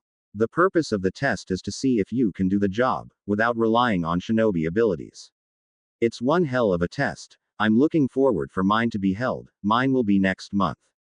You see, for an ANBU to be able to do this test, there are a few rules. First, you have to complete a considerable number of silent assassination missions and document retrieval ones. Then you'll have to be able to beat a higher ranked official in a battle or at least have a battle draw. Since my battle with Hawk, an extremely powerful ANBU and a good friend of mine, the ANBU chief thought I was ready for the Junin test, so he listed my name for the next one. That's great. Naruto-kun, you'll be a Junin. Ah, I was wondering, Naruto-kun, ever since you told about the exam, I was curious about. You would like to attend to my test, Kurenai-chan. Yes, may I? I know that ANBU are secretive about everything, but since I'm a Junin as well, I think I can grant access to the test, now wouldn't I? I would love to see you in action, Naruto-kun, said Kurenai, suddenly ashamed when Naruto started to laugh a little bit. Why are you laughing? Naruto-kun, stop it. I'm sorry, Kur-chan. You don't need to ask for permission, every Junin in Konoha will watch the exam. Oh, so do you think this exam will be the same as last year's? In essence, yeah, but the details will be tougher this time. They saw my record missions and thought that a standard ANBU test wouldn't be enough to test my skills. Once back in ANBU HQ, my squad was playing a little game of hide and seek. I know, pretty childish, but the arena was full of rocks and places to hide and the light wasn't much of helping me finding them. Since my new stealth ability of hiding myself from eyesight, I did some clones and each of them found my squad, scaring the shit out of them. It was funny as hell. Now, about this ability of yours. How does it work? This ability I learned from my partner Ace. The wolves has a technique that they can focus their chakra on their shadows and they start to exhale an aura that shows like their colors mixed with the night, hiding their shape so that anybody can see them.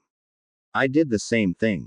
I suppose this is an assassination technique, then. Yes it is, but can only be done at night. I see. Naruto-kun, I'm getting pretty tired, let's go to bed, so we can rest a bit.